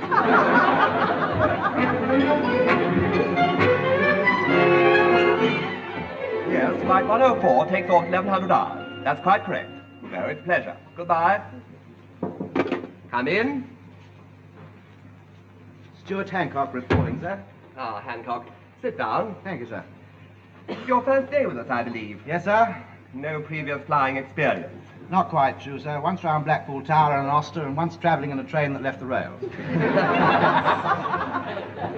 I see your XRF. Yes, sir, I have that honour. 785 Squadron, Biggin Hill. Then you have at least some knowledge of aircraft. No, sir, I didn't actually see much action. My wound, you know. Wounded in combat, eh? Not exactly, sir. It was my first night in. I was coming home from a dance in the blackout, and I hit my head on a pillar. Spent a couple of days in hospital. The war ended, and I was demobbed. Yes, we've got most of that down. I'd like to have a chat with our new fellow. I see you had previous experience as a steward. That's very good. That could be a great help to you in your career. Who is it for? British Railways, sir. Oh, well, don't worry. I won't mention it to anyone. Thank you very much. I see you struggled through our learner's course. Yes, sir? Well, today is your big day. Your first flight. Pardon? Today is your first flight. Flight? You mean I have to go up in the air? Of course. I didn't know anything about this. You mean right up, right off the ground? 25,000 feet off the ground. I'm sorry, you've got the wrong lad. I'm turning my hat in here and there. I'm afraid that's impossible to have a year's contract with us. I don't understand. Surely you knew what the duties of a steward involved. I didn't know they were expected to go up in the air. Then how did you expect to feed the passengers? Well, you know those streamlined steps they've got with the wheels on? Yes. Well, I thought I stood on top of that and they pushed it along the side of the plane and I poked the sandwiches in the window. Well, you don't. You travel in the plane for the entire flight. Yes, but That's enough. Your duties are made clear to you in the learner's course. You're responsible for the well-being of 84 passengers. Is there anything else you're not sure of? Yes, how many blows with the chopper on the side of the plane before I can get out? I hope you're joking. I'm not joking, mate. I shall be out through that hole with my panic bag pulling ripcords all over the plane. Hancock, you're a steward. You don't leave the plane. You stay with your passengers as long as you're needed. I don't think I ought to go. I'd only be a liability. Shouting and screaming and carrying on. I'd be a drag. Oh, nonsense. You're just nervous in your first flight. We're all nervous to begin with, but there's nothing to worry about. Our planes are as safe as houses. It's safer up there than it is crossing the street. You see, after a few flights, we won't be able to get you down. You'll love it. Come on now. You'll be all right. You take off at 1100 hours. That gives you 1 hour to get everything ready, report to the crew, get the passengers through the customs and onto the plane. Cheer up. Remember our motto, service with a smile. Come on, where's that smile? That's better. Run along now and have a good trip. And remember, statistics have proved You can be born in a plane and fly non-stop for 70 years without any mishap. Oh, good. By the way, where are you off to? Flight 104 to Bermuda. Ah, Bermuda, a lovely place. I'm going there for my holiday. Oh, well, I'll probably see you on board then. No, I'm going by boat.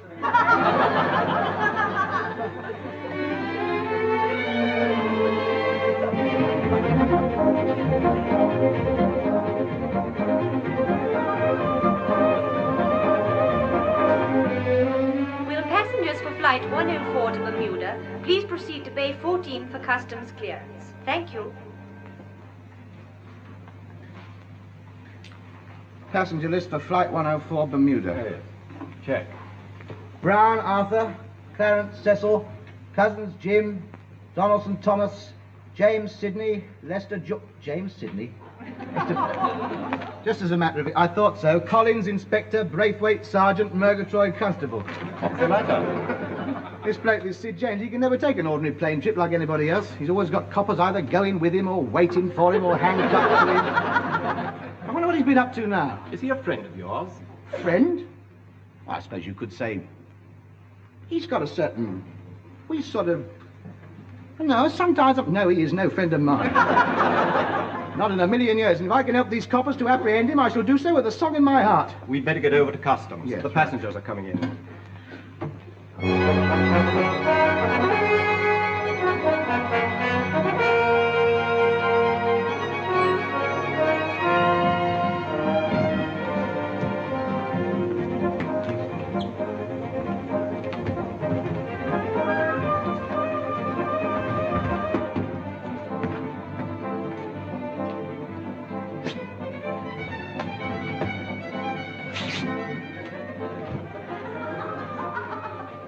You? On the run again, eh? Auntie, the law's behind me. Here, hold on a minute, boy. That's a good boy. Morning. Oh, Monica, is all this your luggage? Yeah, these 3 cases here. Ah, well, have you read this notice? Read it. I'm the one they drew it up for. Oh, no. Well, have you anything to declare? Yeah. I got 100,000 nicker in that case, 250,000 nicker in that case, and 300,000 nicker in that. I don't think we need bother you, sir. Have a nice holiday, won't you? Huh? Thanks, I will. And don't spend it all now. No. Well, that was easy, wasn't it? What did you really have in those cases? 100,000 nicker in that one, 250,000 in that one, and 300,000 in that one. Where did you get it from? Haven't you read the papers? No? £750,000 bank robbery. You. Now, don't tear it. I want it for my scrapbook.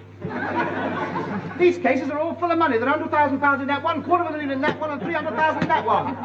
So he told you too, did he, eh? He's a criminal. Arrest him. Yes, I know. Now, don't you worry about it. You're not going to get away with this. I'm going to tell the police. I wouldn't have before you finish up in dead trouble. Me? You helped me smuggle 50,000 of it through. You're an accessory after the fact. Dead illegal. 10 years if you're caught. But I... It didn't go through the customs. Therefore, you are a smuggler. I'm not. You handed it to me. I don't know what's in it. It's your case. No, it ain't. It's your case. No, it's not. It's not mine. I've no mine anywhere. In any case, it's in the cupboard under the stairs. It's got my initials on it. TH, right across the front. Oh. I suppose this means there's another window gone in my house, does it? Well, you're not going to get away with it. I'm not afraid of the law. I'm going to tell them. They'll know I'm innocent. I've never had any trouble with policemen. Take your seat on the plane, please. Hurry, hurry. Take your seat. Have you read this notice? Yes. Anything to declare? No. You don't expect me to believe that, do you? Open your case. There's nothing in it, I tell you. Open your case. I suppose you do know that it's illegal to take more than £10 British currency out of the country with you? Yeah. How much have you got on your person? £10. Then what is this 10-shilling note doing inside your case? They must have forgot it was there. I mean, it's... That's a likely story. Your face gave you away. You know, it's people like you who are ruining the economy of this country. Constable. But it's only 10 shillings. I mean... I suppose you were going to fritter this away in America, weren't you? No, I wasn't to... Constable, arrest this smuggler. You can't. I've got a plane to catch. You're not going to catch this plane, my fine friend. Take him away. I've got a plane to catch it. Yes. Nothing ever gets through at London airport, sir.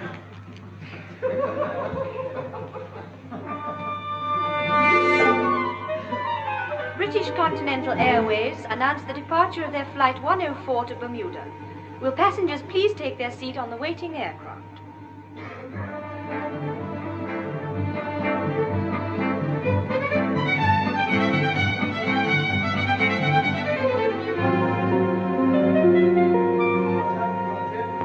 Welcome aboard, madam. Welcome. Good morning, madam. Morning. Morning. Morning, sir. Good morning. Good morning. Good morning, madam. Morning. Good morning. Good morning. Morning, sir. Morning. Good morning. Good morning. Morning. Good morning. Full up, sorry. No more on this one. No room. Thank you. Thank you. There's another one coming up behind. Paper late. Read all about it. Air steward involved in bank robbery. Keep your voice down. Keep your voice down. I'm finished with you, James. I don't want you coming round to my house anymore. If I get away with this lot, I won't want to come round to your house anymore. Good. I want nothing further to do with you. On this trip, our relationship is that of steward and passenger. Do not speak to me unless you have to. And when this plane arrives at its point of no return, so will you. Now sit down, you great rat bag. Come here. Pardon me, madam. I didn't take this plane by accident. I took it because I knew you were on it. I'm going to need help to get this stuff through to the other side. No, I'm not going to help you. Oh, yes, you are. Because if I go inside, you'll come in with me. I shall tell them that you were the brains behind it all. They'll never believe it. They'll have to look at me. Give me the briefcase. No, this is going to go back to the bank anonymously. I know my duty. Your briefcase, sir, I think you dropped it. Welcome aboard, gentlemen. This way. Come along. Here we are. Straight down here to actually.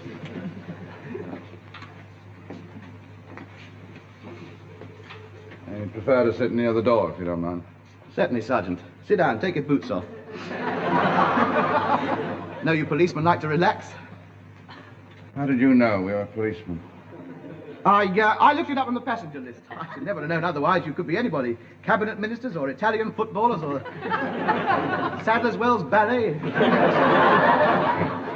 Well, as long as we don't look like policemen. No. Never crossed my mind. Because we're watching somebody. Oh. Don't tell me there's a bad man aboard. Yes, there is. We can't apprehend him just yet because we haven't got enough evidence. Besides, we want to get hold of his accomplice. Accomplice? Yes, somebody must be helping him to smuggle the stuff out of the country. Not necessarily so. He could be on his own. Well, he's not on his own. He couldn't do it all by himself. No, he must have somebody to help him. Somebody who's got opportunities that the normal travellers don't have. Oh, I see. Any idea who this other person might be? No, not yet. But our man's bound to speak to him. Then we'll pounce. Steward. Yes, madam. Madam, it sounded like you. Steward. Was it you, sir? Did you call? Steward. I don't know him. I'm only the steward. He's no friend of mine. I've never seen him before in my life. He's only speaking to me because I am the steward, you see. He's quite entitled to. They all do as I'm going down the plane. I don't want you to misconstrue. No, all right. Yes, sir. Steward, I made a mistake. This is your briefcase. No, I'm sure it isn't, sir. I'm sure it belongs to you. It can't. It's yours. It's got your initials on it. They might not be my initials. TH is very common. Could be Ted Hill, the Boilermaker. It's not mine. It's yours. It isn't. It is. It isn't. I tell you, It it's yours. is not. Take it. It is not. I'm innocent. I tell you, I'm innocent. I don't know anything about it. It's not my case. I didn't say it was, sir. I was just trying to help. Being a police officer, I know the law in these respects, and it's quite permissible to open a case to ascertain the ownership. Is it? Yes. Well, I don't think we want to bother about it. After all, it might belong to a lady. We don't deprive her. No, it's not allowed. I'll see to it. It's all right. I'll advertise. I'll send it in. I'll advertise in a sweet shop in Hounslow. It'd be better if you opened it, so it might belong to someone on the plane. Now, come on, open it. Wait a minute. I've just remembered. Of course, it's mine. It's mine. Of course it is. No need to open it. It belongs to me, yes. I gave it to myself for my birthday. It was a lovely surprise. Fancy forgetting that. Must be the altitude. I'll go and turn the oxygen on. The plane is still on the ground. So it is. So it is. Good grief. I'd better tell the pilot before he pulls the wheels up. I said, Steward. Here, I've been looking for you. Do you know we haven't left the ground yet? Well, I had noticed it. Yes, we're waiting for you. Close the door and get the passengers strapped in. Will do, sir. All right, Bill. You know what I mean. Strap yourselves in. Safety belts on, please. Thank you very much, ladies and gentlemen. No smoking, please. We're about to take off. Where's my seat, then? Where's my strap? Let me out! I've got a seat! Let me out! Let me out!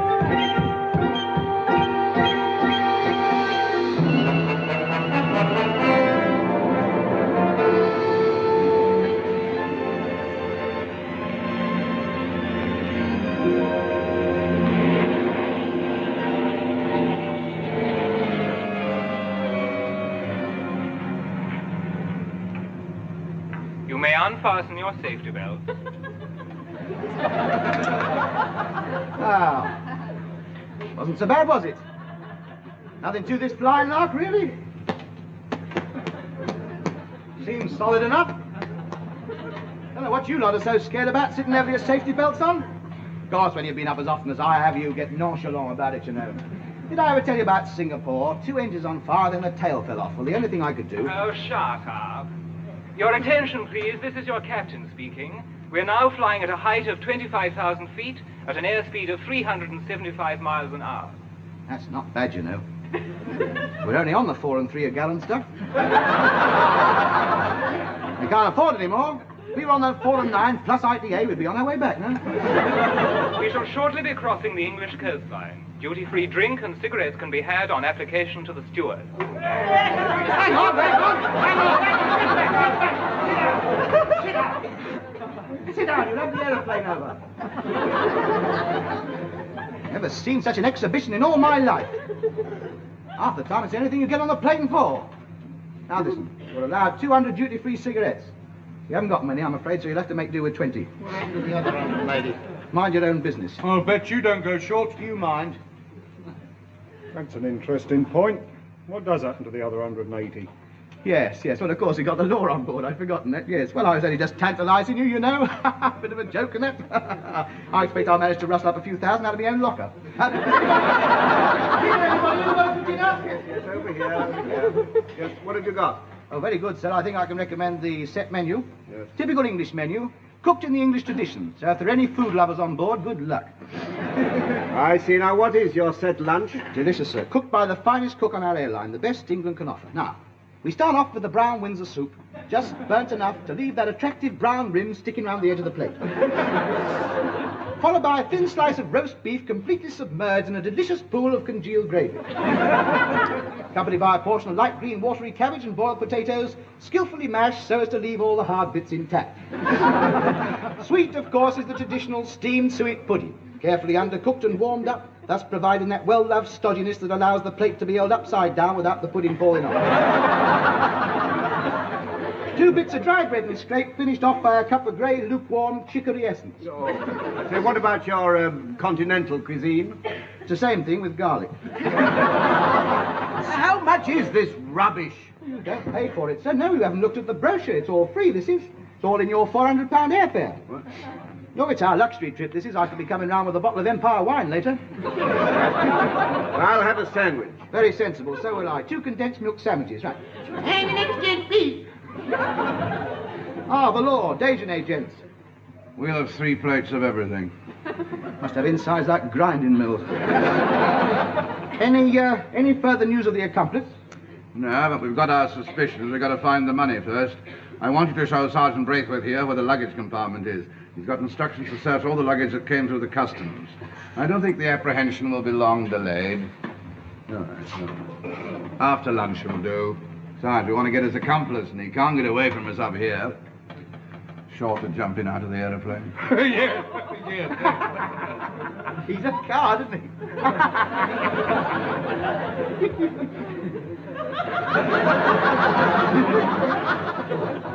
Jumping out of the plane.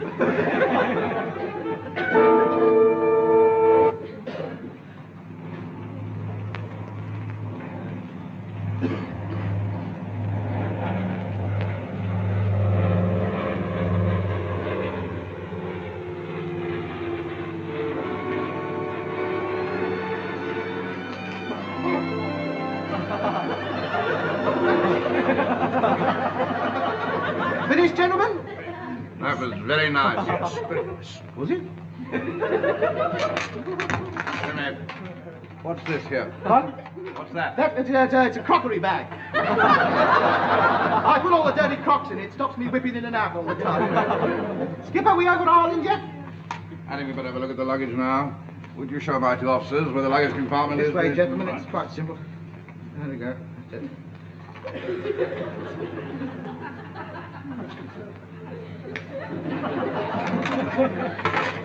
Aye. Straight ahead, gents. You'll be quite all right. Straight ahead. You can't miss it. Thank you very much. Where have you been? Looking at my luggage. That's where he's gone. What are we going to do? As soon as he opens all cases, we've had it. That's it. He won't find any money if he opens my cases. I've hidden it. But what if he does find it? He won't. Where's your briefcase? Oh, dear. What's the matter? I think I've left it in the luggage compartment. Oh, well, then you've had it, haven't you? He's probably in there counting it. Oh, what a shame. You nearly got away with it, too. But it's nothing to do with me. This is all you're doing. I'm going to tell him. I've got no evidence against me. I got no money. The only money they'll find will be in your briefcase. Don't worry, boy. I'll visit you.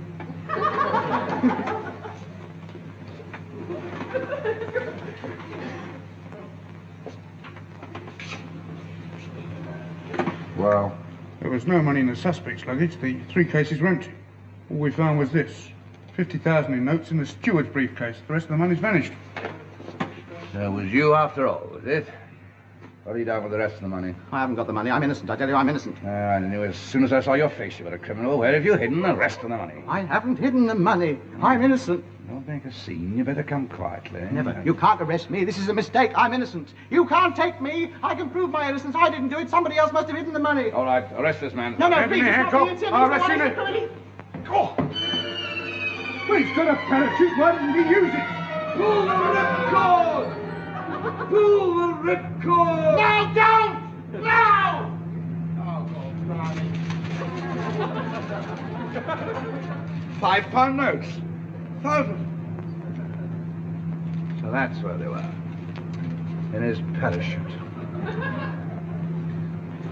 Look at this, sir. I found it in the luggage compartment. What is it? A parachute.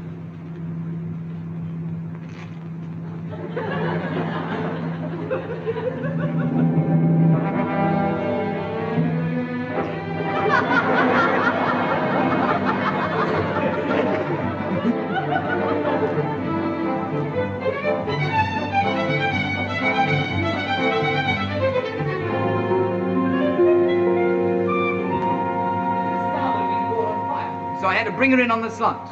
Only one thing for it. Land her on one wheel to drive the dodgy wing into the ground, so as to slew around to stop me going into the old control tower. What? Jolly good show. Did I ever tell you the time I bailed out over Ireland without a chute? Oh. Not you again, is it? Yes, 25,000 feet, bailed out, and suddenly I was surrounded by 5 of them. Dropped like a stone, hit a tree, landed in a haystack, then into a peat bog, got up without a scratch. Walked to Dublin, gave myself up, gave myself to the police, and they picked up the bank robber when he landed in Bermuda. You're still at it, eh? These fantastic tales of yours. They're getting wilder every day. Take no notice, poor fellow. Just a steward. An inferiority complex. Oh, Reggie, did I ever tell you about Hong No, Kong? but listen, this is true. It's just 25,000 feet in the police. Look, I've got the press cuttings. Here we are, you see. Yeah. How terribly interesting. Anyway, this was an electrical Did storm. you see how he said? As soon as I find somebody who can read Irish, I'll have these translated. Did I ever tell you how I bailed over Ireland without a parachute? It's a very interesting story, actually. You find it very interesting because, well, here I was, up by that. Get the stuff off. I'm trying to tell a story here. Get it off. Oh,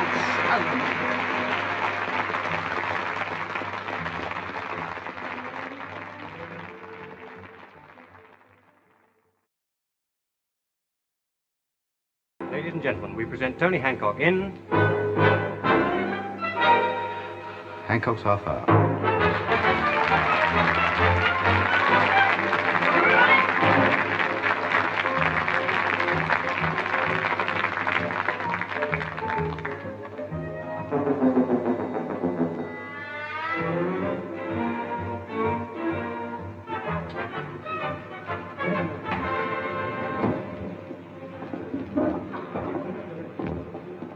Crown vs. Reginald Coote, second day. Council will proceed with the final address. Milord.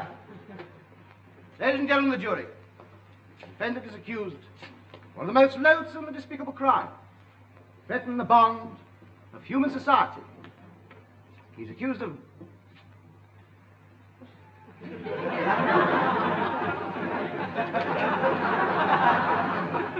bigamy. Yes, bigamy. Not once, not twice, not 3 times, but 8 times. 8 times has this person violated the sanctity of marriage. 8 innocent women have been inveigled into the lair of this Clapham common potentate. Take a good look at this monster. Women have always been easy prey for a man of the world such as he is. Yes, his expert romantic technique, his all too obvious charm, nonchalant, suave, sophisticated, a lounge lizard. No woman was capable of resisting his very occupation. Was sufficient to turn the head of a naive country girl. A long-distance lorry driver. Picture the scene. Fred's all-night cafe on the Bath Road. A jukebox blaring forth sensuous music. The air thick with the heavy scent of cigarette smoke and fried egg sandwich. The defendant leaning against the counter, the glistening elbows of his leather jacket reflected in the puddles of cold tea. As with a mocking smile, he surveyed his next conquest through hooded lids. And then, with an ironic laugh, sidled across the room and jumped into his 10-ton articulator and dashed forward into the night. Bound for faraway places. We can imagine how he dazzled them with romantic tales of unknown cities that had been merely words to them before. Preston, Market Harbour, Gateshead. Ah, the magic of those names. Ladies and gentlemen, what woman could have any defense against this unscrupulous philanderer? But why did he deceive these poor innocent creatures? Why did he lead 8 blushing brides to the altar?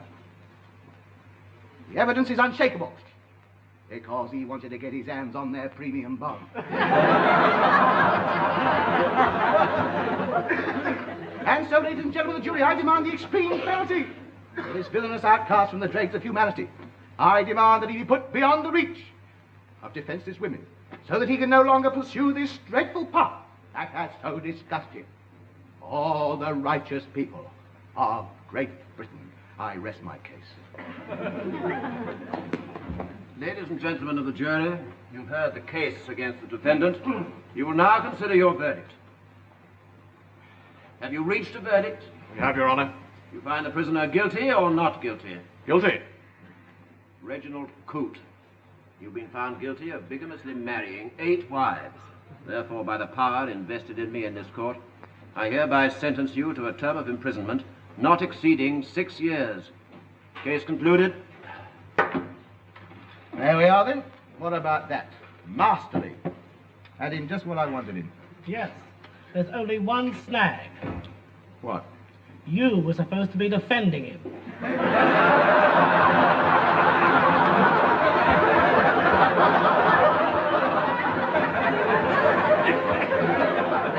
Oh, dear. You're in for it now. You wait till the old man hears about this.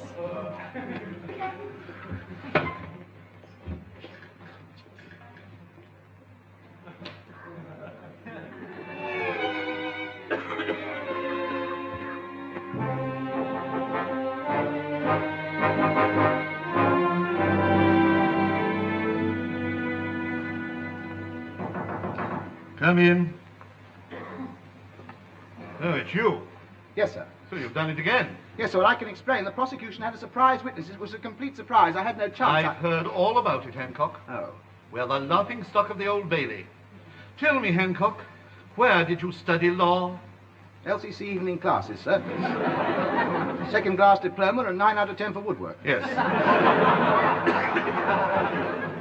And I took you on as a barrister because I admired your keenness. You'd made your own wig. And I thought you deserved a chance to show what you could do. I've given you every opportunity, Hancock. Yes, sir. I've allowed you to conduct 10 major criminal cases. 8 you lost outright. Once you turned up drunk and spent the entire afternoon trying to sit on Rose Heilbronn's knee. And the 10th, what an embarrassing experience for the firm. Well, it was a mistake anybody could make. A mistake, an important murder case, and you turn up in the wrong court. You spend 3 hours making an impassioned plea for a life sentence on a man accused of passing betting slips in Hyde Park. It's not good enough, Hancock. Ah, fair's fair, sir. I've had my successes. You forget I appealed on behalf of Samuel Biggs and got his sentence changed to 4 years. He was only sentenced to 6 months in the first place. I've only put up with you so far because of my friendship with your grandfather. Ah, yes, dear old hanging Judge Hancock. Yes. It's a great pity that you haven't inherited some of his legal capabilities. And not fair. That's not fair. It's always the same when anybody's got a relative to look up to like that. They always compare you. It's all right for him. All the Hancocks before him were idiots. It seems to me that history is repeating itself. How dare you? I shall sue you for libel. Don't you mean slander? Do I? Hang on a minute. No, I don't. You can't catch me out.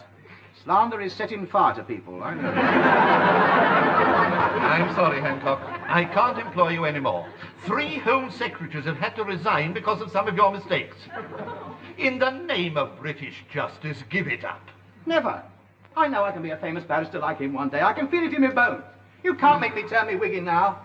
You can't, not at the beginning of my career. Give me another chance. I'm keen, I work hard, I'm improving all the time. Up in my attic every night, I'm studying law. I've seen every Dixon of Dock Green and Edgar Lustgarten. Yes, but do you read law? Read it? What? I've got the finest selection of Agatha Christie's in the country. I mean legal textbooks. Do you read them? Well, I read one, but I couldn't understand it. Exactly. But it's not my fault. Half of it was written by a foreigner. Habeas corpus sine die subject.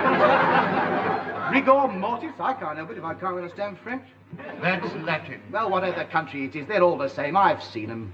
Black hair and curly eyebrows. Cycling around the country with onions dangling off their handlebars. Hancock!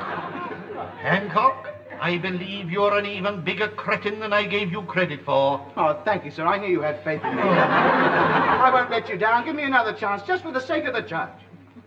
Very well, Hancock. Against my better judgment, I'll give you one last chance. And you wouldn't get this if you weren't his grandson. Now, one of our more regular clients is at this moment in Bow Street Police Station. On some charge or another, I'll put you in charge of the defense. Oh, thank you, sir. I'll win it, I promise you. Yes, well, you better get along to the police station and prepare your brief. And remember, slip up on this and you're through. Oh, don't worry, sir. I shall dazzle the court with my sparkling eloquence and legal knowledge. That's the spirit. Do you think you could lend me 20 quid? What for? Well, you know, a bit of a sweetener for the jury before they retire. Perhaps a quid each and a fiver for the judge, you know how it is. You make my job very hard. You'll explode in a minute. Hang on. I'll see you in court. Oh!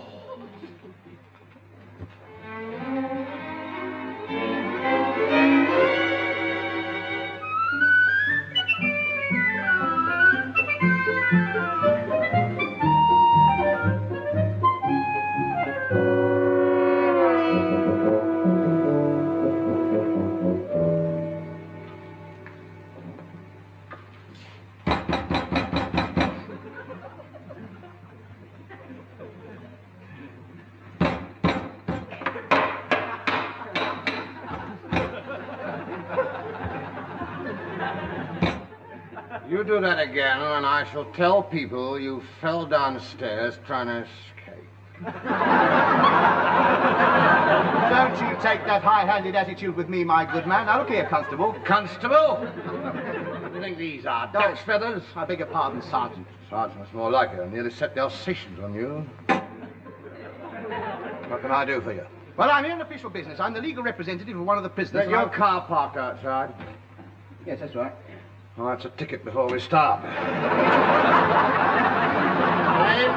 Hancock. Profession? Lawyer. Vehicle number? TLK 410.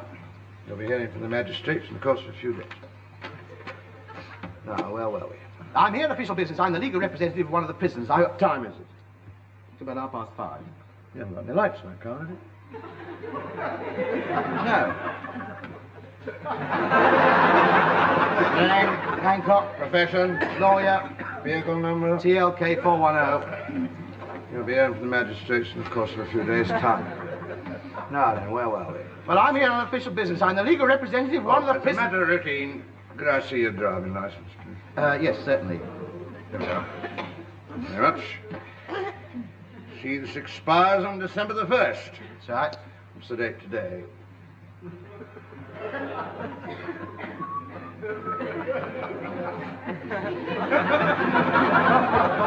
Name, Hancock. Profession? Lawyer. Vehicle number? TLK 410. You'll be hearing from the magistrates for the course of 2 days. Carry on. Now, I believe there's a prisoner in this establishment who is desirous of receiving I legal haven't aid. seen your insurance yet. No, you haven't, have you?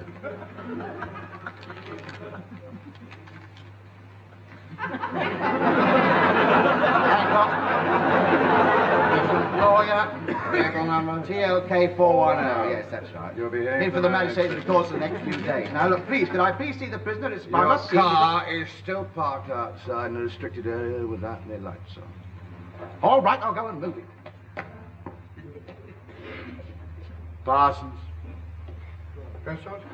Get me some more forms. Right. I'd rather speedily put the car in the car park. Now then, I'd like to see the prisoner if you don't mind, because I have ascertained. Do I understand that you have just driven away a mechanically propelled vehicle without an insurance and current driving license? Yes, well, you asked me to. You told me to move it. Name. Hancock. Profession? Lawyer. Vehicle number? TLK 410. Now, I believe you want to see one of the prisoners. Yes. I'm going to help you. Thank you. I'm going to put you in the same cell. Now, get us arrested. You can't do this to me. This is ridiculous. Don't try to get away. Don't worry, I shan't. I'm going to leave me arm with you. All right, lock him up. Right, come on. Hancock. Lord. Go on, in you go. Gestapo! Gestapo! Nobody's the same situation, coppers and ties. Coppers, drive me balmy. Now, where's my client? Excuse me, I'm your lawyer. I shall be defending you in court. Your troubles are now at an end. You poor unfortunate wretch.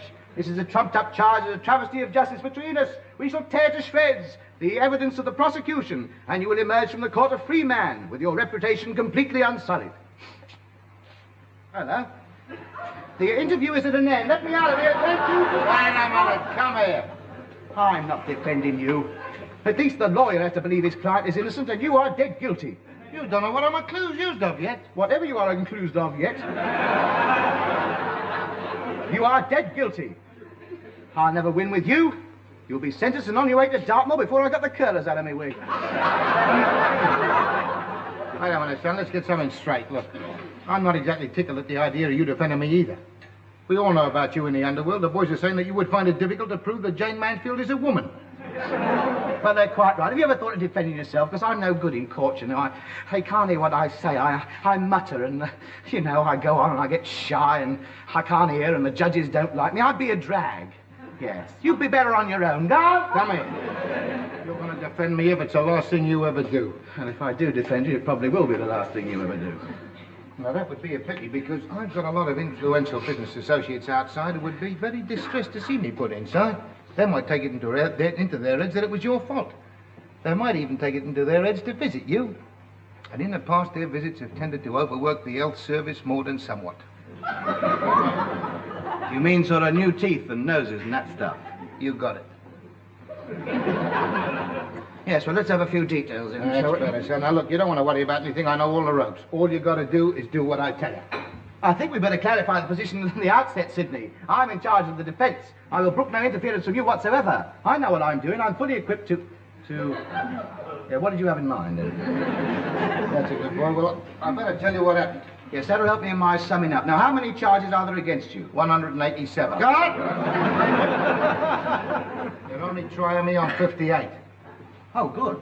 They can't prove the rest. No. I suppose they can prove the other 58, though. Yeah, I suppose they can. Yeah. So when you boil it down, all I got to do is get you off 58 charges, all of which they can prove. Yeah, that's just about the gist of it. Yes. Well, I suppose we can do it, providing they don't start tapping me further. What are the charges in? Well, they range from even a brick through the jeweller's window and lifting 50,000 quid's worth of stuff, right down the scale to breaking and entering the builder's yard and whipping the brick. What about witnesses? Well, there's a score of them. They all saw me. At the identification parade, 224 people identified me without any hesitation. That's very careless of you, Sidney. You normally get clean away with it. Yeah, well, I was dead unlucky this time. I parked the getaway car out at the bus stop round the corner, and when I went to get it, the cops had jacked it up and towed it away. I see. How do you think we should approach the jury on this? Let me see. On this evidence? Round the back door with money. You're not such a mug, are you? All right, son, I'll leave it to you. You better get cracking up, because my case comes up on the 10th. Oh, you're not funny. That's just right. Mine comes up on the 9th. I think I'll have the top bunk. His comes up on the 9th.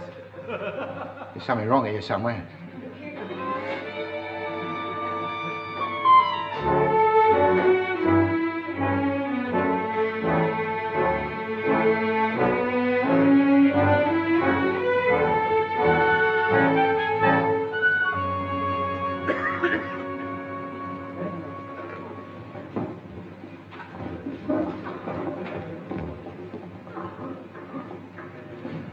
Crown versus Sid James, presiding judge, Lord Chief Justice Williams.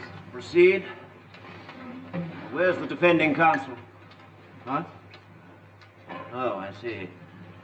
Well, bring in the defending counsel. 14 days I got. This is ridiculous. Out on bail for this, not then back inside again. I shall appeal, of course. I wouldn't. Are you ready to proceed, Mr. Hancock? Yes, my lord. There were no signs to indicate it was a restricted area where I parked my car. This is a deliberate attempt on We behalf are of the not police. here to discuss your parking offence. Kindly take your place. I'm sorry. Forgive me, my lord. Now then, are you Sidney Balmoral James? Yes. I am. You're accused of robbery on 58 separate counts. Do you plead guilty or not guilty? Objection! Objection! All ready, Mr. Hancock? Certainly my client refuses to answer that question on grounds of incrimination. Mr. Hancock, we cannot proceed until the prisoner has entered a plea. I don't know how long you've been in the business, but surely you must realize that it's up to the jury to decide on the guilt or innocence of the prisoner. Listen, what are you giving the game away now for? Objection overruled. Sit down. Now, do you plead guilty or not guilty? Not guilty. Will you proceed with the prosecution? Objection! What for? Unfair contest. He was higher up the LCC classes than I was. That is not a legitimate point. Objection overruled. Kindly proceed, Mr. Fowles. Thank you, my lad. With the court's permission, I shall attempt to show the court and the jury that the prisoner, Sidney Balmoral James, is guilty as charged. The man is a well-known habitual criminal. Objection! What now? Hang on a minute. Hey. HJB, habit. Has been doing it all his life. Carry on. I thank my learned friend. The prosecution's case is straightforward. It is simply that the prisoner was caught red-handed with the proceeds of the robbery on his person, and was seen in the act of committing the crime by 224 witnesses, all of whom will testify in this court. Objection! Oh, no, not again. On what grounds? 224 witnesses, the court is too small. Not giving up my seat for anybody. Suggest we adjourn and hold the trial in Wembley Stadium. Mr.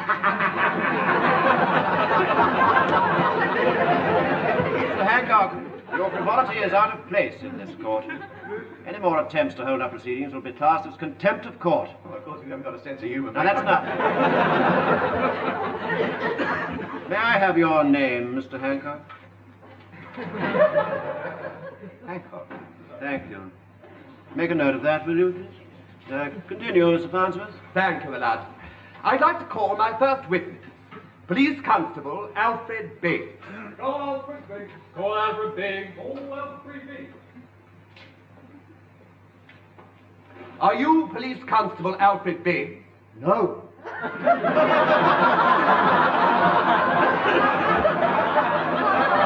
Call my wife, will you? It looks as if it's going to be one of those trials. Where is Constable Biggs? Well, I've got a note here from him. He said he's very sorry he can't be here on account of he slipped a disc when the rope broke on the tug-of-war team. Then who, pray, are you? I'm his mate, Police Constable Trubshaw. I said I'd stand in for him. I was with him when the felony took place. Oh, well, that's something, anyway. Will you continue, Mr. Farnsworth? Thank you, my lad. Mr. Trubshaw, will you tell the court in your own words what took place in Bond Street on the day in question? Yes. I was proceeding along Bond Street in an easterly direction. Objection! What is an easterly direction in Bond Street? I was walking up the street towards the little numbers. How very quaint. The jury will see the man is an idiot. Take no notice.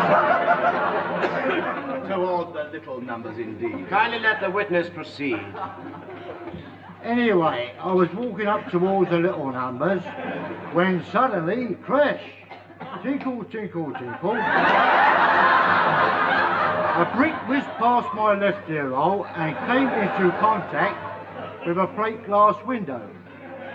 What was that? I exclaimed, and we turned and faced in a westerly direction.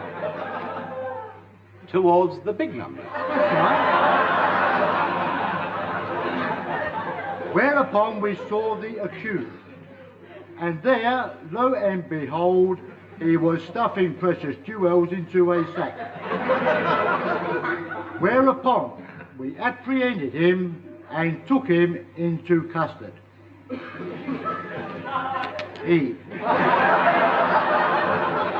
Thank you, Mr. Crutchall.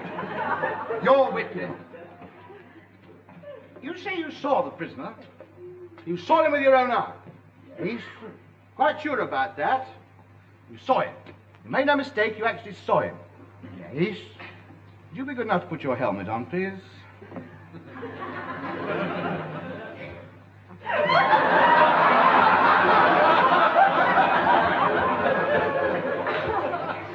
So much for the key witness for the prosecution. Most unreliable man who should ever be put in the witness box. I demand his testimony that is struck from the record. Have you any more witnesses, Mr. Farnsworth? I have, my lord. I have another 224. What? Oh. My lord, I've just been informed that all 224 witnesses have refused to testify against the prisoner. Apparently, they were admitted to hospital this morning, suffering from broken noses and cauliflower ears. My lord, this is an outrage. These people have been intimidated by friends of the accused. Objection.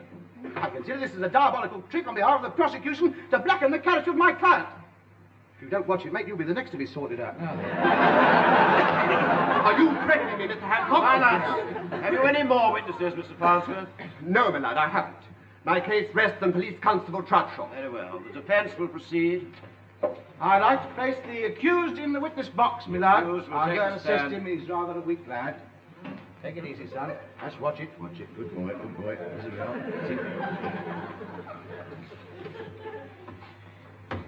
Your name is Sidney Balmoral Jones. James. James! I knew I'd seen you somewhere before. Sidney Balmoral. And were you in Bond Street on the day in question? If you were, what happened? Well, sir, I was standing in front of this jeweller's window, looking at all the lovely things in there and wondering to myself how long it would take me to save all my sixpences to buy one of them for my dear grey-haired old mum. He loves his mother. How very refreshing in these days. Good lad. So as I was standing there, a very rude gentleman come up and shoved me aside.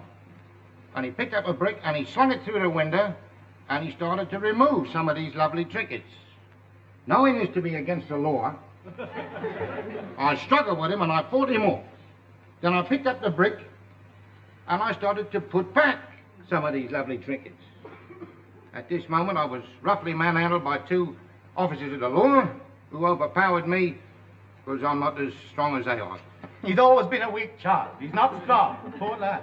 Would you like a little rest, Mr. James? No, I'll be all right, Jack. Well, now, of course, the truth of the matter is coming out. My client was in actual fact putting the stuff back.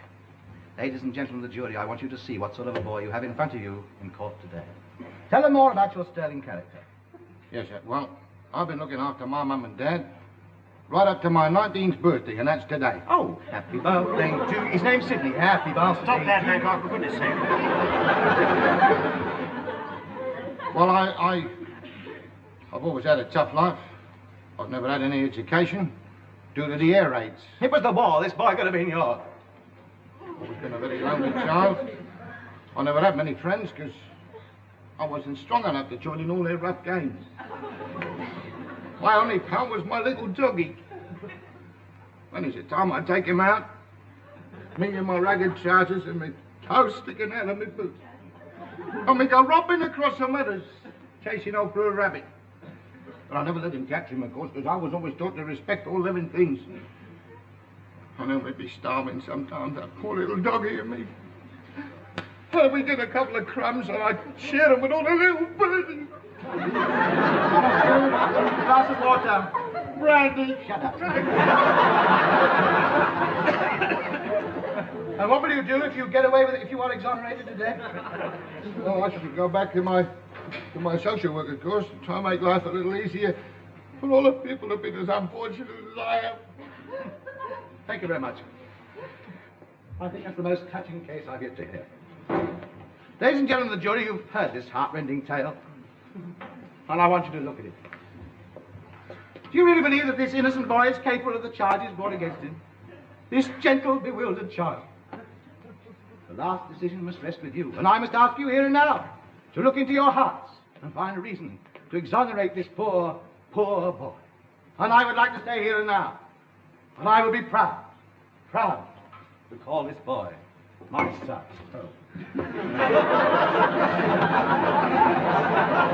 My son. Go up your sleeve, mate. Shake the other one. I rest my case.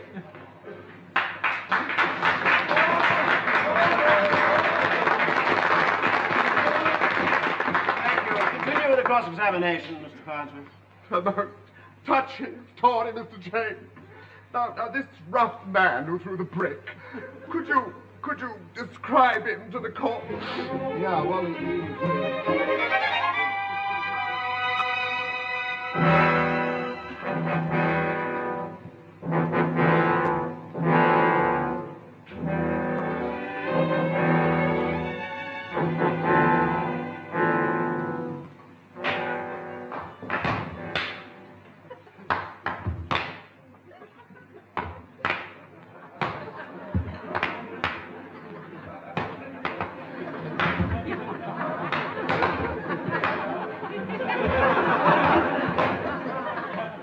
What a twister that man James is. They asked him if he could identify the rough man who threw the brick.